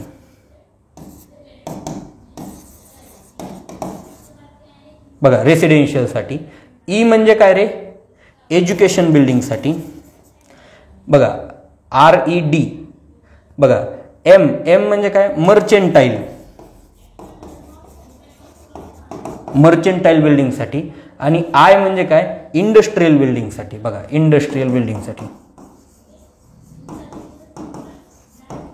ठीक आहे तर आता हे लक्षात पण कसं ठेवायचे म्हणजे रेसिडेन्शियल बिल्डिंगसाठी 3 किलो न्यूटन पर मीटर स्क्वेअर असतो. एज्युकेशनल बिल्डिंगसाठी 4 असतो. मर्चेंटाईलसाठी पण 4 असतो. फक्त इंडस्ट्रियलसाठी काय होतो 5 किलो न्यूटन पर मीटर स्क्वेअर होतो. बघा हे लक्षात कसं ठेवायचं. रेडमी R म्हणजे काय रेसिडेन्शियल, E म्हणजे काय एज्युकेशनल, D सोडून द्या. बघा ED हा एज्युकेशनलसाठी आहे. M म्हणजे काय मर्चेंटाईल आणि I म्हणजे काय इंडस्ट्रियल. कसं लक्षात ठेवणार 3, 4, 4, 5. बघा हे असं तुम्ही लक्षात ठेवू शकता. ठीक आहे तर ह्याचं करेक्ट आन्सर काय असेल रे मग रेसिडेन्शियल बिल्डिंगसाठी किती आहे 3 किलो न्यूटन पर मीटर स्क्वेअर. म्हणजे करेक्ट आन्सर काय असणार B असणार. ठीक आहे पुढे चला. नोजिंग is the outer projection of. नोजिंग म्हणजे काय बघा नोजिंग काय असतं तर बघा हे जे एक्स्ट्रा आलेला पोर्शन आहे बाहेर त्याला काय म्हणतो रे आपण नोजिंग म्हणतो. हा काय असतो तुमचा ट्रेड असतो आणि हा काय असतो रे राईज असतो. काय असतो राईज असतो. तर बघा हा कशाचा पोर्शन आहे नोजिंग, ह्या ट्रेडचा पुढे आलेला पोर्शन आहे. तुम्हाला एक्झाम मध्ये काय विचारलंय nosing is the outer projection of कशाचा ट्रेडचा. बघा ट्रेडचा समोर आलेला पोर्शन हा जो आहे ना याला आपण काय म्हणतो नोजिंग म्हणतो. काय म्हणतो रे मित्रांनो नोजिंग म्हणतो. ठीक आहे बघा for the design of staircase if R is the riser, R हा रायझर आहे, T is the trade and D is the thickness of the waste slab, then the load of the waste slab per meter width of the stair in a plan will be. आता हा तुम्हाला पाठच करून ठेवायचा आहे, ठीक आहे मित्रांनो. हे तुम्हाला मेमरी बेस्ड क्वेश्चन आहे असं कन्सिडर करा आणि तुम्हाला हे पाठ करून टाका. तर ह्याचं आन्सर काय असतं रे, हे असतं 25D √t² + r² divide by T. Divide बायचा टी आहे ना, त्याला अंडररूट नाही, लक्षात ठेवा. डी म्हणजे काय, थिकनेस ऑफ वेस्ट स्लॅब आहे. टी म्हणजे ट्रेड आहे. ट्रेड म्हणजे सपोज ट्रेड 30 सेंटीमीटर असेल तर 30चा स्क्वेअर. राईज म्हणजे 14 असेल तर 14चा स्क्वेअर डिवाइड बाय ट्रेड 30. तर याचं तुमचं जे काय फायनल आन्सर येईल ते काय असणार आहे तुमचा, बघा ते काय असणार आहे तुमचा, म्हणजे टोटल लोड असेल कशावरती, तुमच्या एका स्टेपचा लोड असेल टोटल कशावरती येणार आहे, स्टेअरवरती. बघा हा 25D, 25 कशासाठी घेतलाय तर हे युनिट वेट ऑफ कॉन्क्रीट आहे. बघा 25 हे काय रे, युनिट वेट ऑफ कॉन्क्रीट आहे, ठीक आहे. हे लक्षात ठेवायचं आहे तुम्हाला, बरोबर. पुढे चला. The maximum number of steps किती असल्या पाहिजेत एका फ्लाईटमध्ये, if a stair case generally should be. एका स्टेअर केसमध्ये मॅक्झिमम नंबर ऑफ स्टेप्स किती पाहिजेत. बघा आता तुम्ही असे बरेचसे घरं पाहिलेत. बघा ही प्लिंथ असतो, बरोबर. या प्लिंथपर्यंत जाण्यापर्यंत तुम्हाला काय असतात रे, अशा स्टेप्स असतात, बरोबर. किंवा तुम्ही घरामध्ये ज्यावेळेस घरामध्ये असता त्यावेळेस तुम्हाला जाण्यासाठी अशा स्टेप्स असतात, बरोबर. किंवा हे अशा स्टेप्स असतात. तर हे एका फ्लाईटमध्ये किती पाहिजेत, तर तुम्ही म्हणाल सर इथे तर तुम्हाला 1 2 3 4 5 दिसत आहेत आणि इथे किती दिसत आहेत 1 2 3. इथे पण 3 यूज केल्यात, इथे पण 5 यूज केल्यात. तर हे किती कन्सिडर करणार तुम्ही, तर मिनिमम किती असणार आहे मित्रांनो, मिनिमम किती असणार, 3 स्टेप्स पेक्षा मिनिमम नसल्या पाहिजेत. त्याच्यापेक्षा कमी 2 स्टेपची स्टेअर केस होऊ शकत नाही किंवा एक फ्लाईट होऊ शकत नाही. तर बघा मिनिमम 3 पाहिजेत आणि मॅक्झिमम किती पाहिजेत रे, 12 पाहिजेत. मॅक्झिमम 12 नंबर पाहिजेत आणि मिनिमम 3 नंबर पाहिजेत. म्हणजे तुमचं करेक्ट आन्सर काय असेल, बघा इथं काय विचारलंय, मॅक्झिमम किती पाहिजे 12, मिनिमम विचारलं असतं तर त्या ठिकाणी 3 आन्सर आलं असतं, ठीक आहे. पुढे चला. According to the IS 1256 the maximum distance between the farthest corner of a public building and the staircase should be. म्हणजे बघा बरेचशा आपल्या पब्लिक बिल्डिंग अशा असतात. बघा फॉर एक्झाम्पल एखाद्या शाळेत तुम्ही एंट्री करता, बघा ही शाळा आहे, इथून एंट्री करता आणि इथे काय असते रे तुमची स्टेअर केस असते. बघा ही काय असते रे तुमची स्टेअर केस आहे आणि बाकी काय असतात, इथे क्लासरूम असतात, ठीक आहे. या साईडला पण क्लासरूम असतात, या साईडला पण क्लासरूम असतात, ठीक आहे. आणि हे जे काय सेंट्रल पोर्शन आहे तो तुमचा काय असतो, प्लेग्राऊंड असतो. तर बघा या पोर्शनपासून इथपर्यंतचं डिस्टन्स किंवा इथपर्यंतचं डिस्टन्स किती आहे रे, इथून जर हे किती पाहिजे 30 मीटरपेक्षा जास्त नसायला हवं, 30 मीटरपेक्षा जास्त नसायला हवं, ठीक आहे. तर हे लक्षात ठेवा, हे तुम्हाला कन्फर्म लक्षात ठेवायचं आहे. किती मीटरपेक्षा 30 मीटरपेक्षा जास्त नसायला हवं. का जास्त नको आहे, कारण तुम्हाला खूप ट्रॅव्हलिंग करून तुम्हाला स्टेअरपर्यंत यावं लागतंय. तर ते तुम्हाला लेंदी नसलं पाहिजे, खूप टायर्ड नसलं पाहिजे किंवा तुम्हाला असं बोरिंग वाटलं नाही पाहिजे. म्हणून काय पाहिजे तुम्हाला जवळ, म्हणजे खूप जवळ स्टेअर केस असायला हवी, ठीक आहे. किंवा एखाद्या फ्लोअरवरती आग वगैरे लागली किंवा एखादी फायरचं काही प्रॉब्लेम आले तर तुम्ही म्हणजे पटकन तुम्हाला स्टेअरपर्यंत ॲक्सेस मिळाला पाहिजे, इमर्जन्सीमध्ये ॲक्सेस पटकन मिळाला पाहिजे. म्हणून हा किती पाहिजे रे 30 मीटर, मॅक्झिमम डिस्टन्स 30 मीटर पाहिजे, त्याच्यापेक्षा जास्त नको. जर जास्त होत असेल तर या ठिकाणी दुसरी एक स्टेअर करा, ठीक आहे. मग या ठिकाणी तुम्ही काय करू शकता, इथे एक स्टेअर कन्स्ट्रक्ट करू शकता. बघा इथे एक कन्स्ट्रक्ट करा, इथे एक करा, म्हणजे काही लोक इकडून जातील, काही लोक इकडून जातील. तुम्हाला हा कन्सेप्ट समजायला पाहिजे. 30 मीटर लक्षात ठेवा.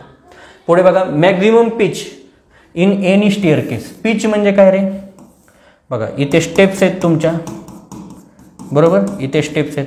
तर ह्याचा स्ट्रिंगर असतो, बरोबर. हा जो काही लाईन असते ह्याला स्ट्रिंगिंग लाईन म्हणतो. तर याचा हॉरिझॉन्टल बरोबर घेतलेला अँगल, बघा हा अँगल, ह्याला काय म्हणतो आपण स्टेप म्हणतो, याला काय म्हणतो अँगल ऑफ इन्क्लिनेशन म्हणतो. तर मॅक्झिमम पिच किंवा ह्याला पिच पण म्हणलं जातं. तर हा पिच मॅक्झिमम किती पाहिजे रे 30 to 45 डिग्री. ह्याच्या लिमिट आहे, याच्या बाहेर नसलं पाहिजे. म्हणजे मॅक्झिमम विचारलाय ना, मग मॅक्झिमम किती पाहिजे 45 डिग्री. तर 45 डिग्री तुमचं करेक्ट आन्सर असेल. बऱ्याच बुकमध्ये हे 40 दिलंय, एखाद्या बुकमध्ये 35 दिले, पण तुम्हाला रेफरन्स बुकमध्ये मॅक्झिमम 45 दिले, मिनिमम 30 दिले, तर हेच रेफर करा, कारण तुमच्याकडे प्रूफ आहे. ऑब्जेक्शन घेऊ शकता उद्या काय प्रॉब्लेम आलाय तर. ठीक आहे, बघा, the size of the step commonly adopted for, commonly स्टेपची साईज किती अडॉप्ट करता for staircase in a residential building. Residential building आहे त्यावेळेस तुम्ही स्टेपची साईज किती प्रेफर कराल, तर बघा हा 30 सेंटीमीटर बाय 13 सेंटीमीटर. हे आपण बघा, जेवढा राईज कमी कुठे असतो, पब्लिक बिल्डिंगला असतो. लक्षात ठेवा, राईज कमी कुठे असतो, पब्लिक बिल्डिंगला. कारण पब्लिक बिल्डिंगला बरेचसे लोक म्हणजे एका फ्लोअरवरून दुसऱ्या फ्लोअरवरती, दुसऱ्या फ्लोअरवरून तिसऱ्या फ्लोअरवरती जाता येतात. म्हणून काय करतो रे आपण, राईज जेवढा कमी असेल ना तेवढं आपल्याला कम्फर्ट फील होतं, म्हणजे जास्त पाय दुखत नाहीत. म्हणून काय असतो, कमीत कमी असतो. पण आपल्याला कोणती बिल्डिंग विचारली आहे, तर आपल्याला रेसिडेन्शियल बिल्डिंग विचारली आहे. तर रेसिडेन्शियलला 13 असून चालेल का, नाही. बघा 15, 15, 16. आता ह्याचं गोईंग किती आहे, 20 सेंटीमीटर, 27 सेंटीमीटर, 25 सेंटीमीटर. बघा, तर तुम्हाला म्हणजे 25 × 16 हा स्टँडर्ड साईज ऑफ स्टेप्स आहेत. बघा, स्टँडर्ड साईज ऑफ स्टेपचे डायमेन्शन काय असलं पाहिजे, 25 सेंटीमीटर × 16 सेंटीमीटर. ठीक आहे, हे तुम्ही लक्षात ठेवा. ठीक आहे, बघा, dogleg stair are. Dogleg stair म्हणजे कशी होती, बघा मी तुम्हाला ड्रॉ करून दाखवतो. बघा, ह्या अशा स्टेप्स असायच्या. ठीक आहे, नंतर ह्या अशा असायच्या. तुम्ही इथून जायचात वरती, इथून वरती आलात, इथून पुन्हा टर्न करायचा, असा पुन्हा असा एक टर्न करायचा, म्हणजे 2 टर्न केले. बघा, टोटल टर्न किती असतात, एका सर्कलमध्ये 4 टर्न असतात. म्हणजे 360 डिग्री म्हणजे 90 डिग्रीचे किती टर्न होऊ शकतात, 4 टर्न. तर तुम्ही किती टर्न केले, 1 आणि 2, म्हणजे ह्याला हाफ टर्न स्टेअर केस म्हणतो. म्हणजेच हा 180 डिग्रीचा असतो. मी तुम्हाला थेरी सांगताना पण सांगितलंय, हे किती असतो, 180 डिग्रीचा. म्हणजे किती असेल रे, हाफ टर्न स्टेअर. याला काय म्हणायचं, हाफ टर्न स्टेअर. म्हणजे डॉगलेग स्टेअर काय असणार, हाफ टर्न स्टेअर असणार.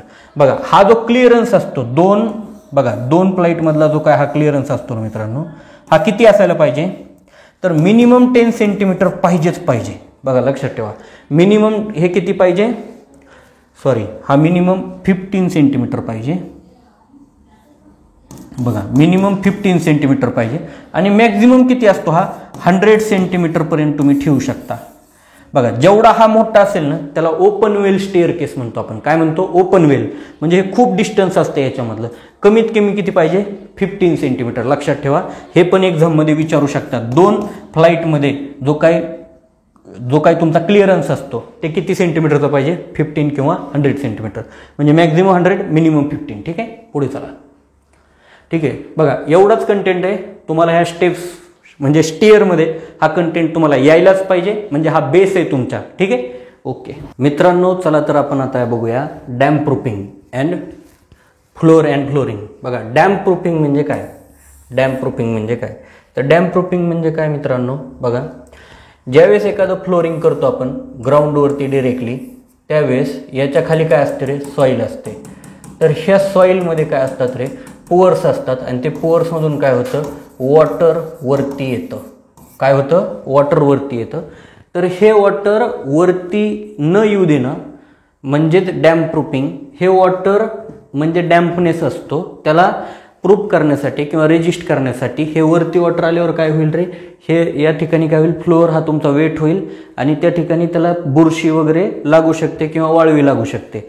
बघा, म्हणून आपण काय करतो, डॅम्प प्रूफिंग करत असतो. बरोबर, म्हणूनच आपण बघा नॉर्मली तुम्ही पाहिले असेल DPC डॅम्प प्रूफ कोर्स हा किती असतो रे, 2.5 सेंटीमीटरचा, जो की आपण थ्रूआउट जेवढा काही तुमची वॉल आहे त्या वॉलला फाउंडेशन म्हणजे तुमचं फाउंडेशन झाल्यानंतर वॉल कन्स्ट्रक्ट करायच्या अगोदर DPC केलेली असते. याच्यामुळे काय होते, डॅम्पचा जो काही डॅम्पनेस आहे तो काय होतो, रेजिस्ट होतो. बरोबर, बघा, नंतर फ्लोअर अँड फ्लोरिंग.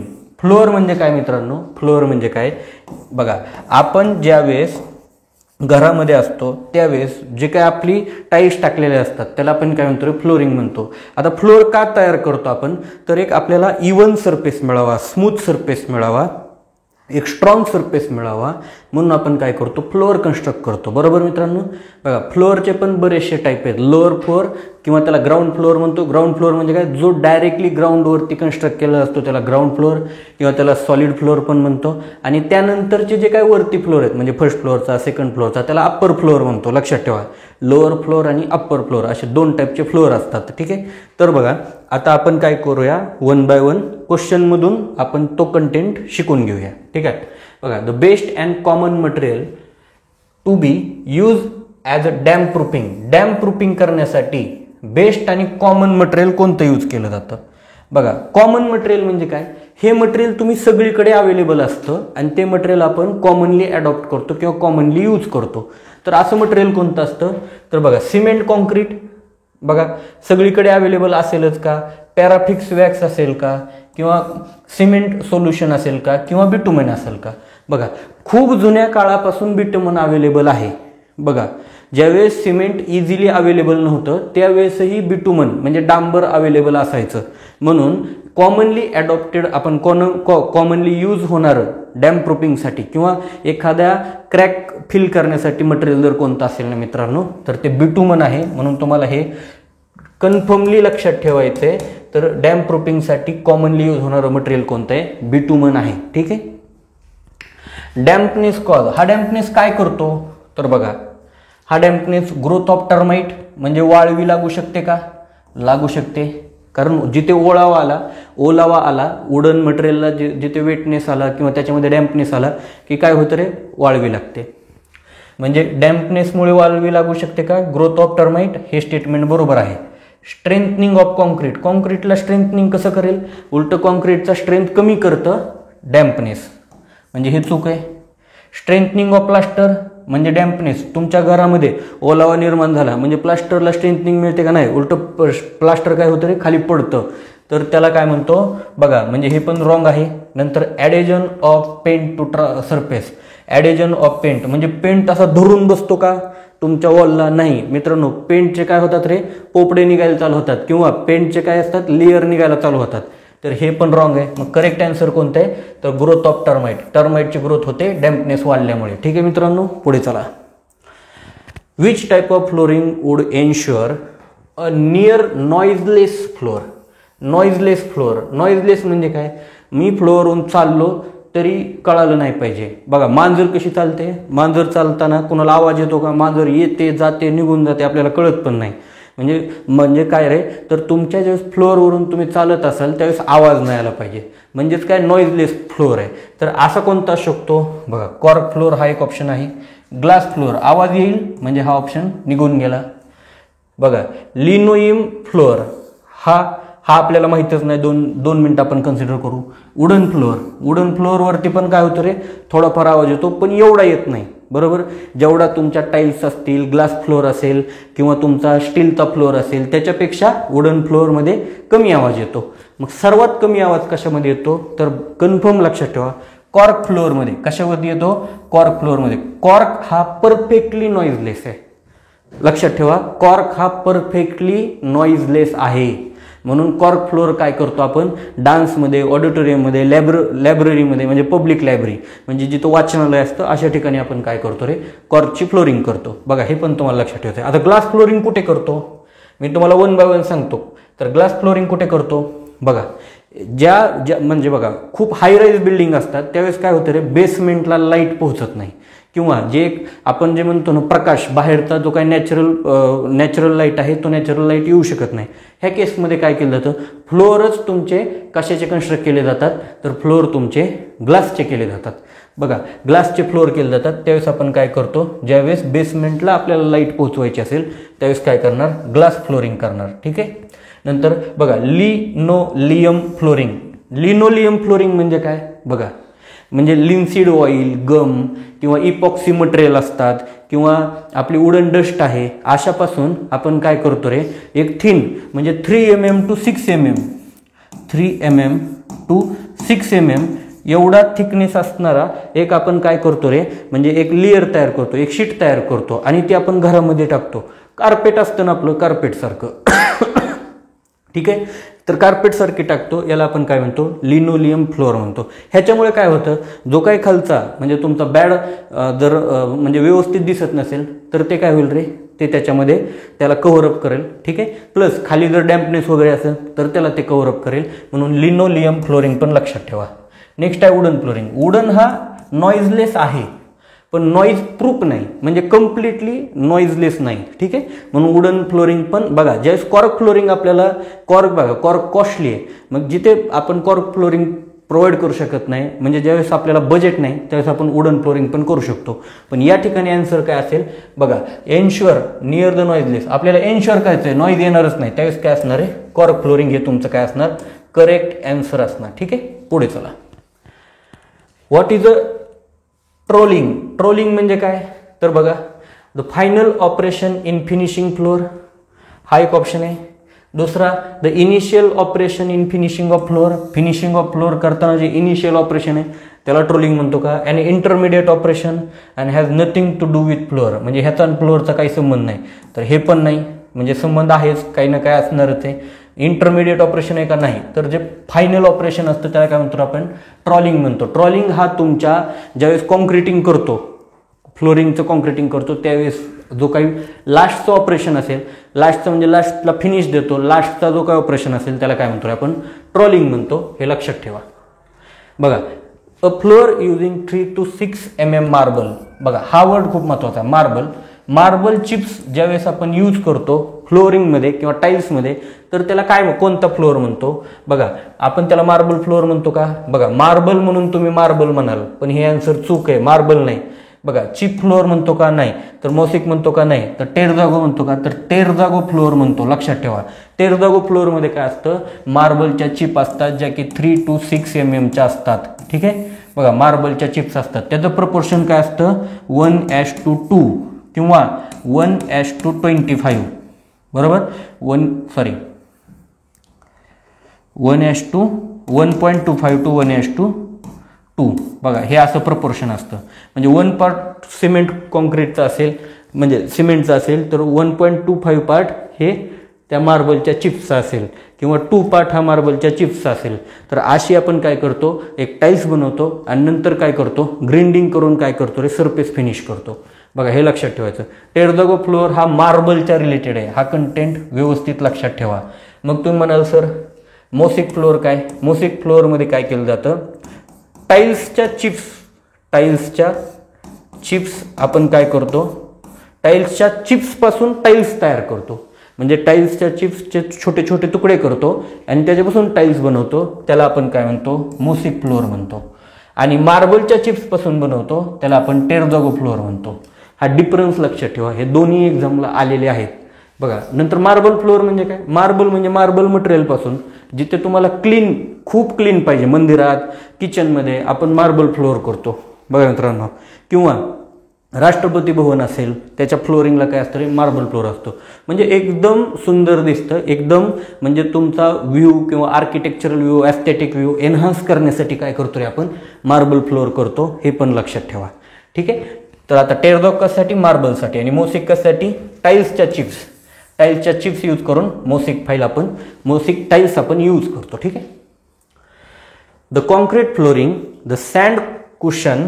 बघा, कॉन्क्रीट फ्लोरिंगमध्ये त्याच्या खाली आपण सँड कुशन टाकतो ऑन द अर्थन सरफेसवरती, should be provided in thickness of.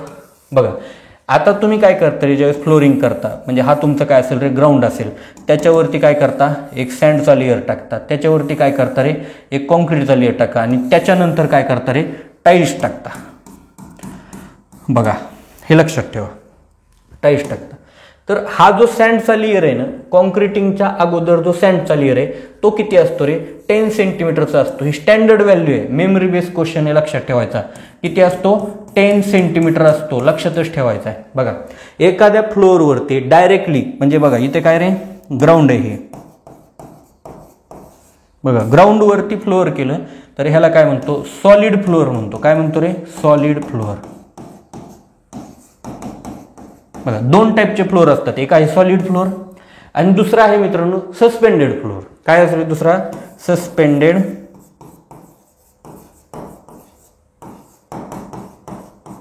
बघा, सस्पेंडेड फ्लोअर.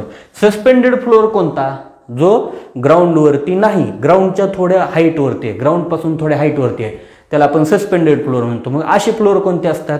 तर बघा असे फ्लोअर कोणते असतात? वुडन फ्लोअर असतात, जे ग्राउंडपासून थोडी वरती असतात. का वरती असतात? कारण खाली जमिनीतला ओलावा डायरेक्ट तुमच्या त्या वुडन मटेरियलमध्ये येऊ नये म्हणून काय असतात रे, एका हाईटवरती ठेवलेले असतात. एका हाईट त्याला दिलेली असते आणि नंतर फ्लोरिंग केलेली असते. त्याला आपण काय म्हणतो रे? सस्पेंडेड फ्लोअर म्हणतो. हे लक्षात ठेवायचं. सस्पेंडेड म्हणजे काय? वुडन फ्लोरिंग असते. आता वुडन किंवा कॉर्कचा असेल. आणि सॉलिड म्हणजे काय रे? आपला नॉर्मल जे काय आपली फ्लोरिंग आहे, आपण घरात जी यूज करतो, म्हणजे डायरेक्ट ग्राउंडवरती आहे, त्याला आपण काय म्हणतो? सॉलिड फ्लोअर म्हणतो. ठीक आहे. बघा तर डबल झालं फ्लोअर. ठीक आहे. आय होप सो तुम्हाला हे समजलं असेल. As per building by law for fixing of the height of building. Height of building आपल्याला फिक्स करायची आहे. Which rule is generally use? तर हाईट ऑफ बिल्डिंग फिक्स करताना आपण रूल कोणता केला पाहिजे? बघा हाईट ऑफ बिल्डिंग म्हणजे काय रे मित्रांनो? तर तुमचे किती फ्लोअर तुम्ही घेऊ शकता किंवा किती तुमच्या बिल्डिंगची हाईट ठेवू शकता. बघा मित्रांनो, तुम्ही कोणतंही कन्स्ट्रक्शन करता त्यावेळेस तुमच्या कन्स्ट्रक्शनमुळे दुसऱ्याला त्रास झाला नाही पाहिजे. म्हणजे बघा आपल्या बाजूला एखादी दुसरी बिल्डिंग असते, आपल्या पाठीमागे किंवा आपल्या घराच्या समोर एखादा रोड असतो, तर मार्जिन माहिती आहे तुम्हाला, आपण मार्जिन सोडतो. जनरली फ्रंटला मार्जिन किती सोडतो? 3 मीटरची सोडतो, बरोबर. तर ही जी मार्जिन आहे हे काय आहे? बघा मित्रांनो, हा जर रोड असेल, बघा सपोज आपण असं कन्सिडर करू, हा रोड आहे आणि इथं तुमची बिल्डिंग आहे. बघा ही तुमची बिल्डिंग आहे, बरोबर. बघा ही बिल्डिंग आहे आणि एखादा हा इथं रोड आहे असं कन्सिडर करा, बरोबर. तर ह्या रोडपासून किंवा हा असा रोड आहे, बघा ह्या म्हणजे बघा उद्या तुमची बिल्डिंग पडली वगैरे तरी काय झालं नाही पाहिजे रे, ह्या रोडवरती पडली नाही पाहिजे, तुमच्याच प्रॉपर्टीमध्ये पडली पाहिजे. म्हणजे काय, उद्या जर काही तुमच्या म्हणजे काही एखादा म्हणजे ॲक्सिडेंट वगैरे झाला, तुमची बिल्डिंग खाली पडली, तर दुसऱ्याच्या प्रॉपर्टीमध्ये पडली नाही पाहिजे. म्हणून काय करतो रे आपण, ह्याचा बघा एक अँगल डिसाईड केलेला असतो. अँगल म्हणजे रोडपासून जर आपण रोडच्या एजपासून ते तुमच्या टॉपपर्यंत जर पाहिलं ना, तर ह्याचा with respect to horizontal angle किती पाहिजे? 63.5 डिग्री. किती पाहिजे मित्रांनो? 63.5 डिग्री. म्हणजेच किती रे? 63 1/2 डिग्री रूल. ह्यालाच आपण काय म्हणतो? 63 × 1/2. मग हा किती असतो? तर हा बघा 63 म्हणजे डायरेक्ट 63 नसतो, तर हा 45 डिग्री टू 63.5 डिग्री असतो. लक्षात ठेवा, हा कंटेंट खूप महत्त्वाचा आहे, लक्षात ठेवा. हा रूल इम्पॉर्टंट आहे. हा रूल प्रत्येक एक्झाममध्ये विचारतात, म्हणजे विचारतातच. मग काय करायचं आपण, तर कोणता रूल जनरली आपण यूज करतो? 63 1/2 degree rule. 45 degree rule use करतो का? नाही. एक नॉर्मली आपण कन्सिडर केले 45 टू 63.5.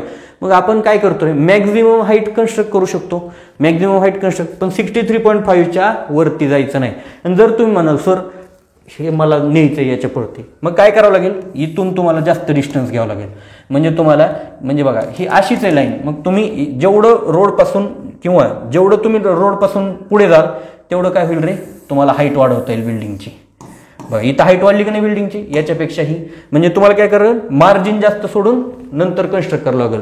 सिंपल आहे ना. तुमची बिल्डिंग पडली की कशाला नाही आलं पाहिजे? रोडवरती किंवा बाजूच्या प्रॉपर्टीमध्ये गेली नाही पाहिजे. सिंपल आहे. ठीक आहे. बघा तुमचं करेक्ट आन्सर काय असेल? 63.5 डिग्री रूल. बघा the type of flooring suitable for the use in a theatre. थिएटरला आपण मग अशीच पाहिलं, थिएटरला लायब्ररीमध्ये कोणतं यूज करतो रे? कॉर्क फ्लोरिंग करतो. ठीक आहे. बघा पब्लिक लायब्ररीज, बघा public library and other places where noiseless floor, जिथे नॉइजलेस फ्लोअर पाहिजे, कव्हरिंग इज डिझायर. काय रे? Cork floor. बघा हे एक्झाममध्ये खूप इम्पॉर्टंट आहे. वुडन फ्लोअर मी तुम्हाला सांगितलंय. बघा लिनोलियम फ्लोअर म्हणजे आपलं कार्पेट वगैरे असतं ना, त्या टाईपमध्ये असतं लिनोलियम फ्लोअर. आणि नन ऑफ दिस म्हणजे करेक्ट आन्सर काय असेल? Cork floor. ठीक आहे. बघा पुढे काय रे? Epoxy injection. Epoxy injection technique is use for, बघा तुमच्या स्ट्रक्चरला किंवा तुमच्या फ्लोअरला जर छोटे छोटे क्रॅक गेले असतील कॉन्क्रीटला, तर आपण काय करतो रे? बघा छोटे क्रॅक गेले असतील तर इपॉक्सी इंजेक्शन करतो. इपॉक्सीमध्ये काय असतात या ठिकाणी, म्हणजे बघा ॲडेझिव्ह मटेरियल असतात, जे की म्हणजे सिंथेटिक ॲडोझिव्ह मटेरियल असतात, म्हणजे केमिकली तयार केलेले, म्हणजे असे चिकट असे तुमचे मटेरियल असतात, जे काय करतात ते त्या होलमध्ये जातात, क्रॅकमध्ये जातात आणि ते सील करतात. म्हणजे काय होतं रे, त्या ठिकाणाहून तुमचं काय होणार, लिकेज वगैरे होणार नाही, डॅम्पनेस वगैरे वरती येणार नाही. ठीक आहे, तर म्हणून लक्षात काय ठेवायचं, नॅरो क्रॅक भरण्यासाठी ह्याचा यूज केला जातो. कशासाठी केला जातो, नॅरो क्रॅक भरण्यासाठी. कशासाठी, नॅरो क्रॅक. मग तुम्ही म्हणा लार्ज क्रॅकसाठी गनिटिंग आणि ग्राउटिंग केलं जातं. काय केलं जातं, गनिटिंग आणि ग्राउटिंग केलं जातं. Repairing the water retaining structure, water repairing structure या ठिकाणी तर आपल्याला काही संबंध नाही, ऑल दिज अबव हा पण नाही. बऱ्यापैकी आपण म्हणतो वॉटर रिपेअरिंग करण्यासाठी होईल ceiling large crack, ceiling narrow crack, पण या ठिकाणी करेक्ट आन्सर असेल नॅरो क्रॅक. कारण इपॉक्सी हा एवढा पण स्ट्रॉंग मटेरियल नाही. ठीक आहे, म्हणून आपण नॅरो क्रॅकसाठी यूज करतो. गनिटिंग आणि ग्राउटिंग लार्ज क्रॅकसाठी यूज केला जातो. Repairing the water retaining structure, water retaining structure हा वेगळाच पार्ट आहे, त्यासाठी आपल्याला वेगवेगळ्या मेथड आहेत ते यूज करायला लागतात. ठीक आहे, बघा. तर अशा प्रकारे आपण कंप्लीट काय केलं रे मित्रांनो, पहिल्यापासून जर पाहिलं तर आपण बरेचसे कंटेंट कंप्लीट करत आलेलो आहे. आता आपल्याला काय करायचं आहे, नेक्स्ट रूफ अँड रूपिंग करायचं आहे. ठीक आहे, बघा मित्रांनो, आपण आता लास्टचा कंटेंट पाहतोय, रूफ अँड रूपिंग. बघा मित्रांनो, रूफ अँड रूफिंग. रूफ म्हणजे काय रे, कोणकोणत्या टाईपचे रूफ असतात, तर रूफ 3 टाईप्सचे रूफ आहेत. एक फ्लॅट रूफ, दुसरा पिच रूफ आणि तिसरा कर्व रूफ. बघा, हे तुम्हाला एक्झाममध्ये विचारू शकतात. म्हणजे एकदम असा डिस्क्रिप्टिव्ह क्वेश्चन असेल तर अशा टाईपचे क्वेश्चन विचारतात. म्हणजे काय रे, ऑप्शन देतात, which of the following are the types of roof. मग त्याच्यात 3 टाईप देतात, पिच रूफ, नंतर तुमचं काय रे फ्लॅट रूफ आणि कर्व रूफ, आणि लास्टचा ऑप्शन असतो ऑल द अबव, आणि नंतर ऑप्शन असतो ऑप्शन 1 and 2, नंतर थर्ड ऑप्शन असतो 2 and 3. म्हणजे असं असतं. त्यावेळेस आपण बऱ्यापैकी आपल्याला हे 2च माहीत असतात, फ्लॅट रूफ आणि पिच रूफ, पण हे कर्व रूफ पण आहे, म्हणून तुम्हाला हे लक्षात ठेवायचं. रूफ आणि रूफिंग म्हणजे काय, ह्याच्यासाठी कोणतं मटेरियल यूज केलं, रूफवरती कव्हर करण्यासाठी जे मटेरियल यूज केलं त्याला रूफिंग म्हणतो आपण. बरोबर, एक बेसिक कन्सेप्ट झाला. मग आता टाईप ऑफ रूफ कोणते आहेत, बरोबर, नंतर त्याचे जे काही स्पॅनचा क्रायटेरिया आहे तो काय आहे, बरोबर. तर हे आपल्याला प्रॉपरली सर्व बघायचं आहे. ठीक आहे मित्रांनो, तर बघा, लीन टू रूफ.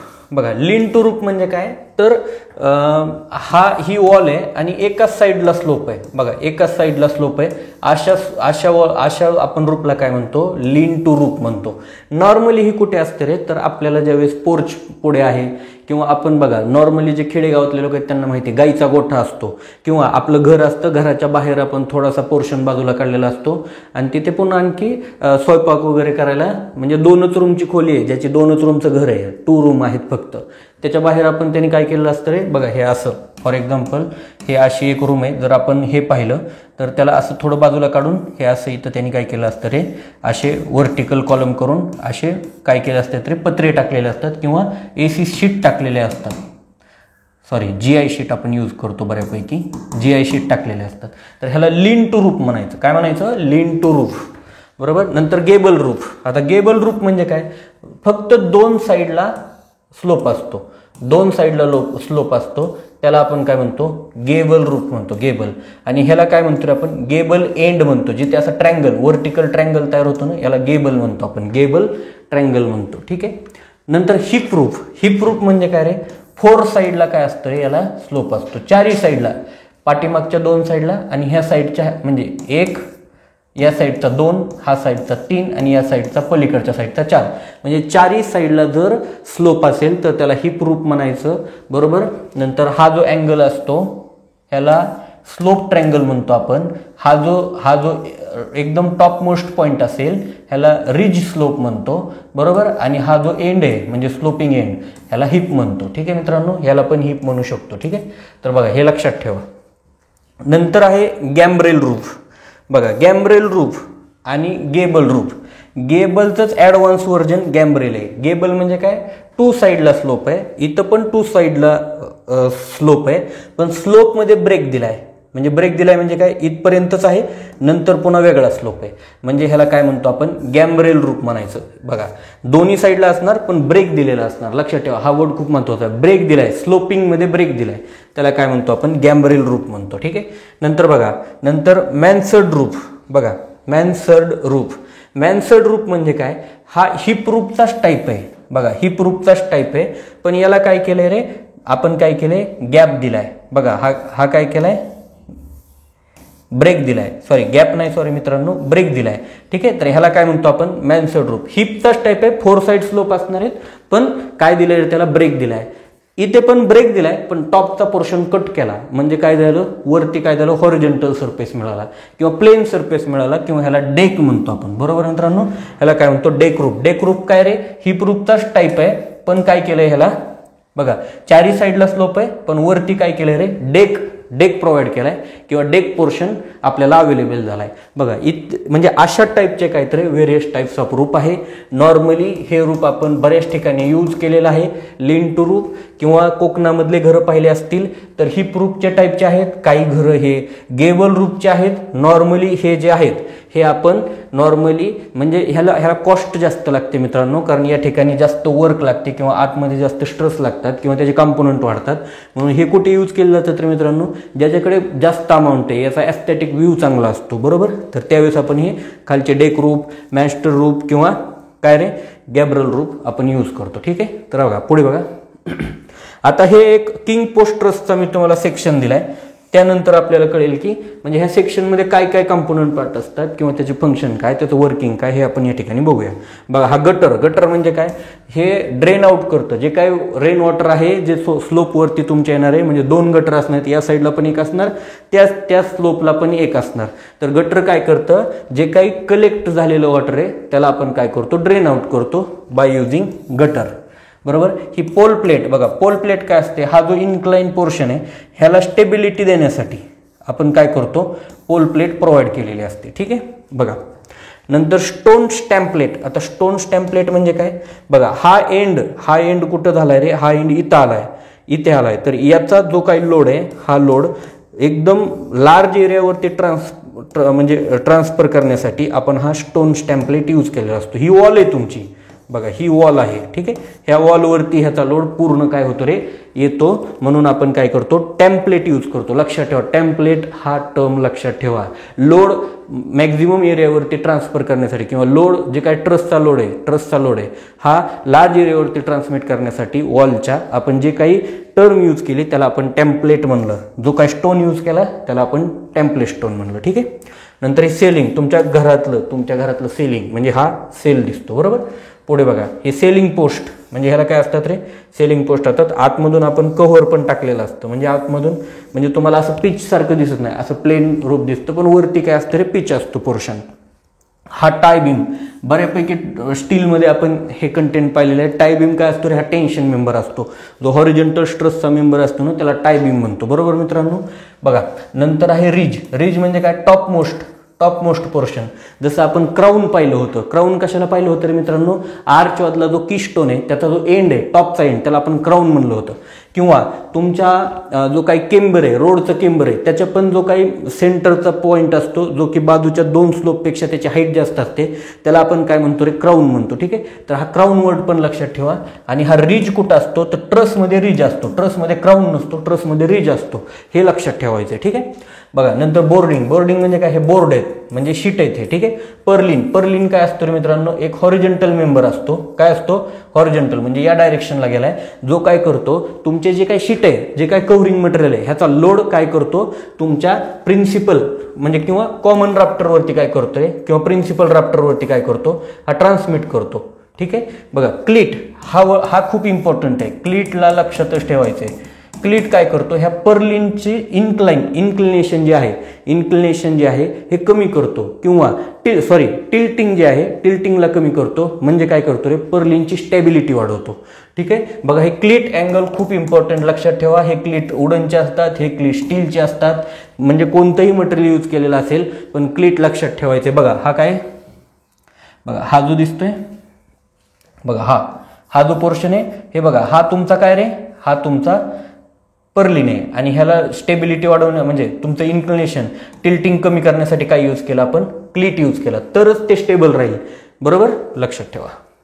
नंतर हा किंग पोस्ट. बघा, वर्टिकल जो सेंटरचा पोस्ट असतो किंवा मेंबर असतो त्याला आपण काय म्हणतो, किंग पोस्ट म्हणतो. हा जो पोर्शन आहे, हा जो एलिमेंट आहे स्ट्रसचा, ह्याला स्ट्रट म्हणतो. आणि स्ट्रट ऑलवेज हा कॉम्प्रेशन मेंबर असतो, लक्षात ठेवायचं. स्ट्रट काय असतो रे, कॉम्प्रेशन मेंबर असतो. आणि जे टाय असतात, बघा आता स्ट्रसमध्ये कोणकोणते पार्ट असतात, एक टाय मेंबर असतो जो ऑलवेज टेन्शनमध्ये असतो, बघा जो ऑलवेज टेन्शनमध्ये असतो. नंतर हा म्हणजे बघा हा स्ट्रट ऑलवेज कॉम्प्रेशनमध्ये असतो. आणि अजून एक राहिला त्याला आपण टाईज म्हणतो, ते टेन्शनमध्ये पण असतात आणि कॉम्प्रेशनमध्ये पण असतात. ते आपल्याला ॲनालिसिस करून कळतं की ते कशामध्ये. ठीक आहे मित्रांनो, बघा आपण आता पुढे जाऊया. ऑलमोस्ट याचे सर्व आपण टाईप किंवा जे काही टर्म्स आहेत त्या पाहिलेल्या आहेत. बघा आता हे काही ट्रस आहेत. बघा हा किंग पोस्ट, ह्या ट्रसचं नाव काय, बघा combination of king post and queen post. दोघंही असणार, किंग पोस्ट आणि क्वीन पोस्ट हे दोघंही असतील तर आपण त्याला काय म्हणतो, कॉम्बिनेशन, दोघांचं कॉम्बिनेशन. नॉर्मली किंग पोस्ट कसा असतो, बघा हा नॉर्मली किंग पोस्ट असा असतो. सेंट्रलला असेल तर किंग पोस्ट म्हणायचं. आणि बघा आणि क्वीन पोस्ट म्हणजे काय बघा मित्रांनो, बघा क्वीन पोस्ट म्हणजे काय तर हा अशा टाईपचा. ठीक आहे, हे अशा टाईपचे असतात. ठीक आहे, याला काय म्हणतो आपण, याला आपण क्वीन पोस्ट म्हणतो. बघा ह्याला क्वीन आणि ह्याला किंग. बघा हे लक्षात ठेवा, हे तुम्हाला इम्पॉर्टंट आहे. सेंट्रलला नसलं की क्वीन म्हणायचं, सेंट्रलला असलं तर किंग म्हणायचं. बघा हा किंग आहे, नंतर हा सेंटरला नाही म्हणजे हा कुठे, हा काय क्वीन आहे. क्वीनपेक्षा जो कमी असेल त्याला प्रिन्सेस. बघा हे लक्षात कसं ठेवायचं, किंग हा सगळ्यात मोठा असतो, राजा, राजाची राणी आणि त्यांची मुलगी म्हणजे प्रिन्सेस. ठीक आहे, प्रिन्सेस. बघा किंग मोठा सर्वात म्हणजे हा इथं असेल किंग, नंतर हा क्वीन आणि नंतर हा प्रिन्सेस. हे लक्षात ठेवा. हा टाय मेंबर तुम्हाला माहिती आहे. नंतर हेच इकडे दिले बघा, प्रिन्सिपल राफ्टर. बघा जो तुमचा रिज आणि तुमचा एकदम लोएस्ट पॉइंट वॉलवरचा जॉईन करणारा जो काही इन्क्लाइन मेंबर असतो याला आपण प्रिन्सिपल राफ्टर म्हणतो. आणि याच्यावरतीच मॅक्झिमम तुमचं जे काही कव्हरिंग मटेरियल आहे ह्याचा लोड येत असतो. बघा तर एवढे आहेत. बघा इथं पण दिसतोय king post, queen post, princess post. हा आहे स्ट्रट. बघा हा स्ट्रट. ठीक आहे, ह्याला पण आपण स्ट्रट म्हणतो. ठीक आहे, नंतर बघा प्रिन्सेस पोस्ट, क्वीन पोस्ट. बघा हे सगळं मी तुम्हाला ऑलरेडी सांगितलेलं आहे. आपण पुढे जाऊया. ठीक आहे, बघा आता हे ट्रस आहेत, व्हेरियस टाइप्स ऑफ ट्रस, हे तुम्हाला लक्षात ठेवायचे आहेत. बघा हा king post truss. King post truss किती असतो रे, एक 4 to 8 मीटर आहे. कधी कधी 3 मीटरसाठी पण किंग पोस्ट ट्रस आपण यूज करतो. बघा closer, king closer, queen closer हे तुम्ही पाहिले होते. किंवा क्लोजर हा किंग क्लोजर, क्वीन पाहिले होते. क्वीन आणि बॅट. बघा क्वीन आणि बॅट. तर बघा क्वीन क्लोजर कशी होती रे, तर ही ब्रिक होती तुमची, बरोबर. बघा ही ब्रिक होती. बघा मी तुम्हाला एक रिलेट करून सांगतोय, आपण हा कंटेंट आत्ताच पाहिलेला आहे. बघा याचा जर आपण लेंथ वाईज जर ह्याला कट केलं तर आपल्याला काय मिळायचं, क्लोजर मिळायचं. आणि ह्याला आपण क्वीन क्लोजर म्हणायचो जर तुम्हाला व्यवस्थित आठवलं. ज्याची जास्त लेंथ असते ना त्याला क्वीन क्लोजर म्हणतो. लक्षात ठेवा, क्वीन क्लोजर. मग क्वीन क्लोजर काय रे, क्वीन क्लोजर किंवा क्वीन पोस्ट ट्रस किंवा क्वीन ट्रस हा जास्त स्पॅनवाला असतो आणि किंग पोस्ट ट्रस हा कमी स्पॅनवाला असतो. हे एवढं लक्षात ठेवा. क्वीन ऑलवेज मोठी असते हे लक्षात ठेवायचं. आणि किंग म्हणजे लेंथ वाईज मोठी असते आणि क्वीन लेंथ वाईज लहान असतो. बघा किंगचा काय असणार 4 to 8 मीटर आणि क्वीनचा काय असणार आहे मित्रांनो, क्वीनचा 8 to 12 मीटर हा स्पॅन असणार. लक्षात ठेवा, क्वीन काय असणार 8 to 12 मीटर, किंग काय असणार बघा 5 to 8 मीटर किंवा कमीत कमी 3 मीटरचा पण स्पॅनवाला ट्रस आपण या ठिकाणी कन्स्ट्रक्ट करू शकतो. बघा हे दोनच ट्रस तुम्हाला एक्झाममध्ये मॅक्झिमम टाइम विचारलेत, किंग पोस्ट आणि क्वीन पोस्ट ट्रस. म्हणून तुम्ही याच्यावरच जास्त भर द्या. नंतर बघा रेज कॉर्ड हा एक कॉर्ड असतो आणि बाकी थोडं इन्क्लिनेशन दिलेलं असतं. हे बघा सीसॉर.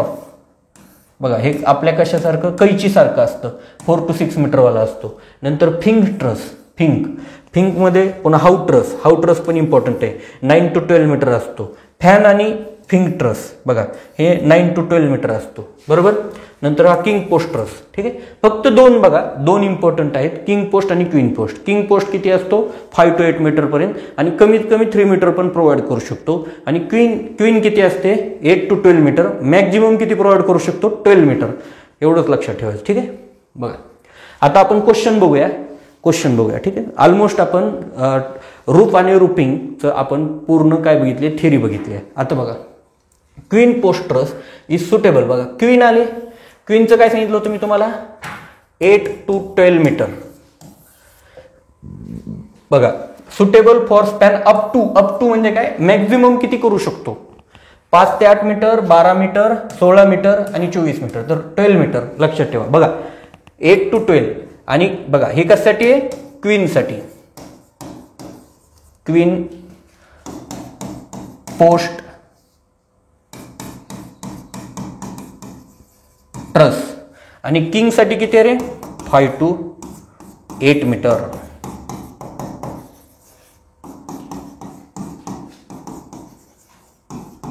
ठीक आहे. तर बघा हे पण लक्षात ठेवायचं आहे. आणि ह्याला कमीत कमी किती करतो रे, 3 मीटर, हे लक्षात ठेवा. ठीक आहे. बघा द फंक्शन ऑफ क्लीट, मी मगाशी सांगितलं क्लीट काय, पर्लिनचं टिल्टिंग प्रिव्हेंट करतो. क्लीटचं फंक्शन काय, पर्लिनला स्टॅबिलिटी देणं. स्टॅबिलिटी सोडा 2 मिनिटासाठी.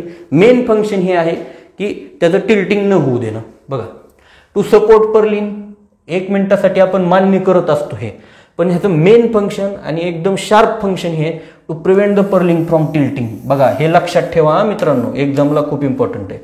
आपल्याला हे आपण का चूज केलं, तर बघा ओनली 3 पण ऑप्शन आहे म्हणून आपल्याला हा चूज करावा लागतो. फर्स्ट काय, सपोर्ट पर्लिन, ऑब्विसली पर्लिनला सपोर्ट करतोच आहे तो. To support common rafter, common राफ्टला सपोर्ट करतोय. पण to prevent the purlin from tilting हे त्याचं मेन काम आहे. हे 3 ऑप्शन आहेत का कुठं, बघा 1 वाला आहे, 2 वाला आहे, 3 वाला आहे आणि 2 आणि 3 वाला आहे. असं जर असतं ना 1 to 3 तर मी 1 to 3 चूज केलं असतं. पण आत्ता शार्प 3 मला कन्सिडर करावं लागेल. का, कारण त्याचं मेन काम आहे टिल्टिंग होऊ न देणं. ठीक आहे मित्रांनो.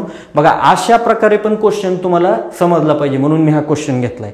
ठीक आहे. म्हणजे तुम्हाला करेक्ट आन्सर काय, मग बाजूचे पण आपण जे काय पॉसिबिलिटी आहेत ते नाही कन्सिडर करायचं. मेन फंक्शन काय, टिल्टिंग पासून म्हणजे त्याला प्रिव्हेंट करणं, मग ते मेन आहे. बाकी सपोर्ट करणं, प्रिन्सिपल राफ्टरला पण सपोर्ट करणं हे तर आहेच ना, बरोबर. पण मेन काय, टिल्टिंग न होऊ देणं. ठीक आहे. The pitch roof which slope in all 4 direction, 4ही डायरेक्शनला जर स्लोप असेल तर त्याला हिप रूफ म्हणतो आपण.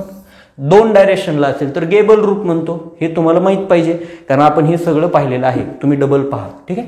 पुढे बघा. आता तुम्हाला मी सांगितलं होतं, ठीक आहे. बघा एक पोर्शन, एक पॉईंट सांगितलाय का, हा. आता हा फ्लॅट रूफ आणि पिच रूफ. बघा फ्लॅट रूफ काय असतो, ज्याचा अँगल 10 डिग्रीपेक्षा कमी असेल. The angle of roof less than 10 degree त्याला आपण फ्लॅट रूफ म्हणतो. आणि ज्याचा अँगल 10 डिग्रीपेक्षा मोठा असतो त्याला काय म्हणतो रे आपण, पिच रूफ म्हणतो.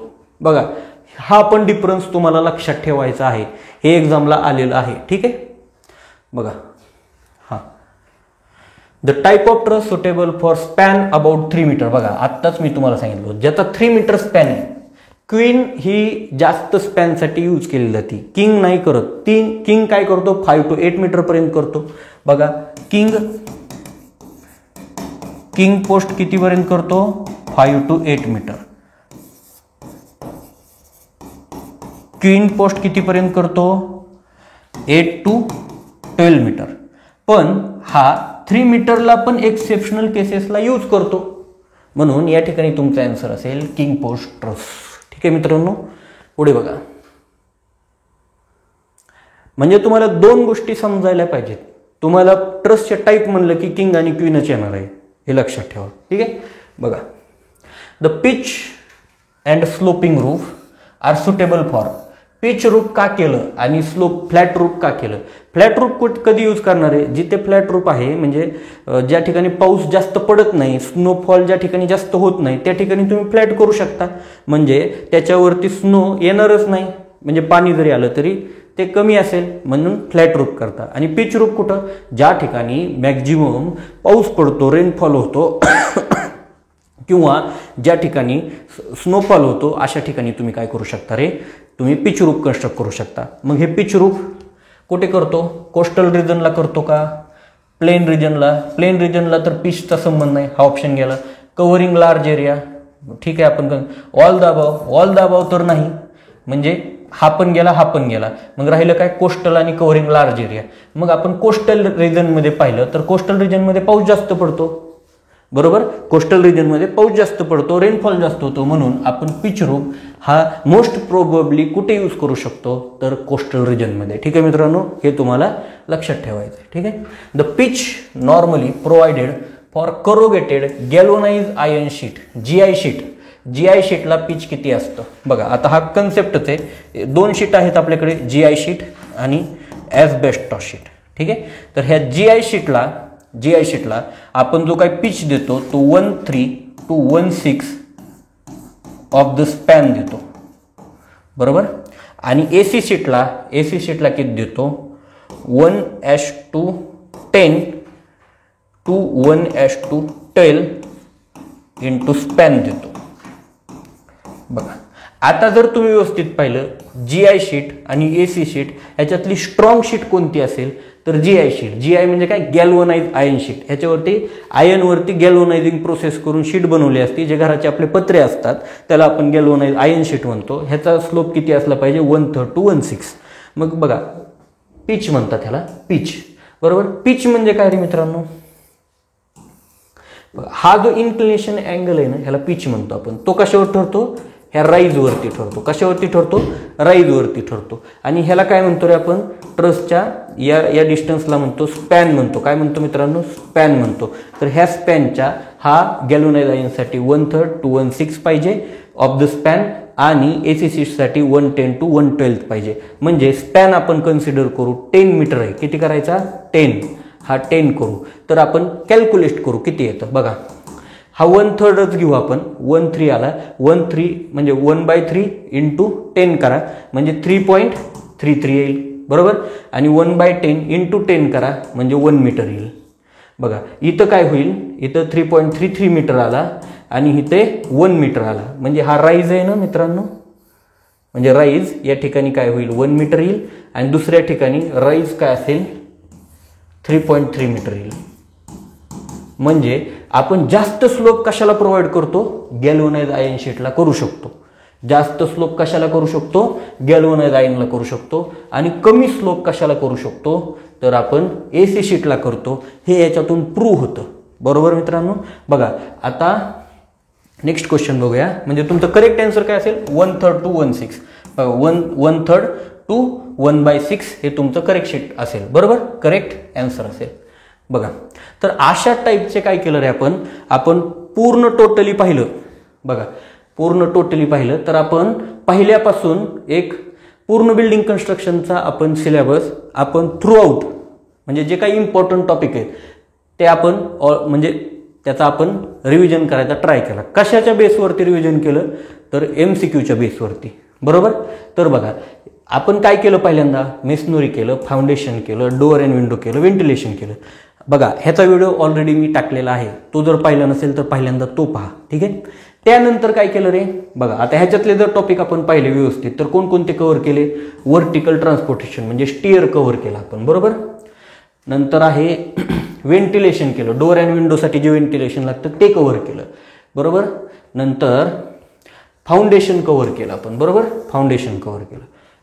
ब्रिक केलं, steel and reinforce cement concrete of structure हे RCC मध्ये करतो आपण.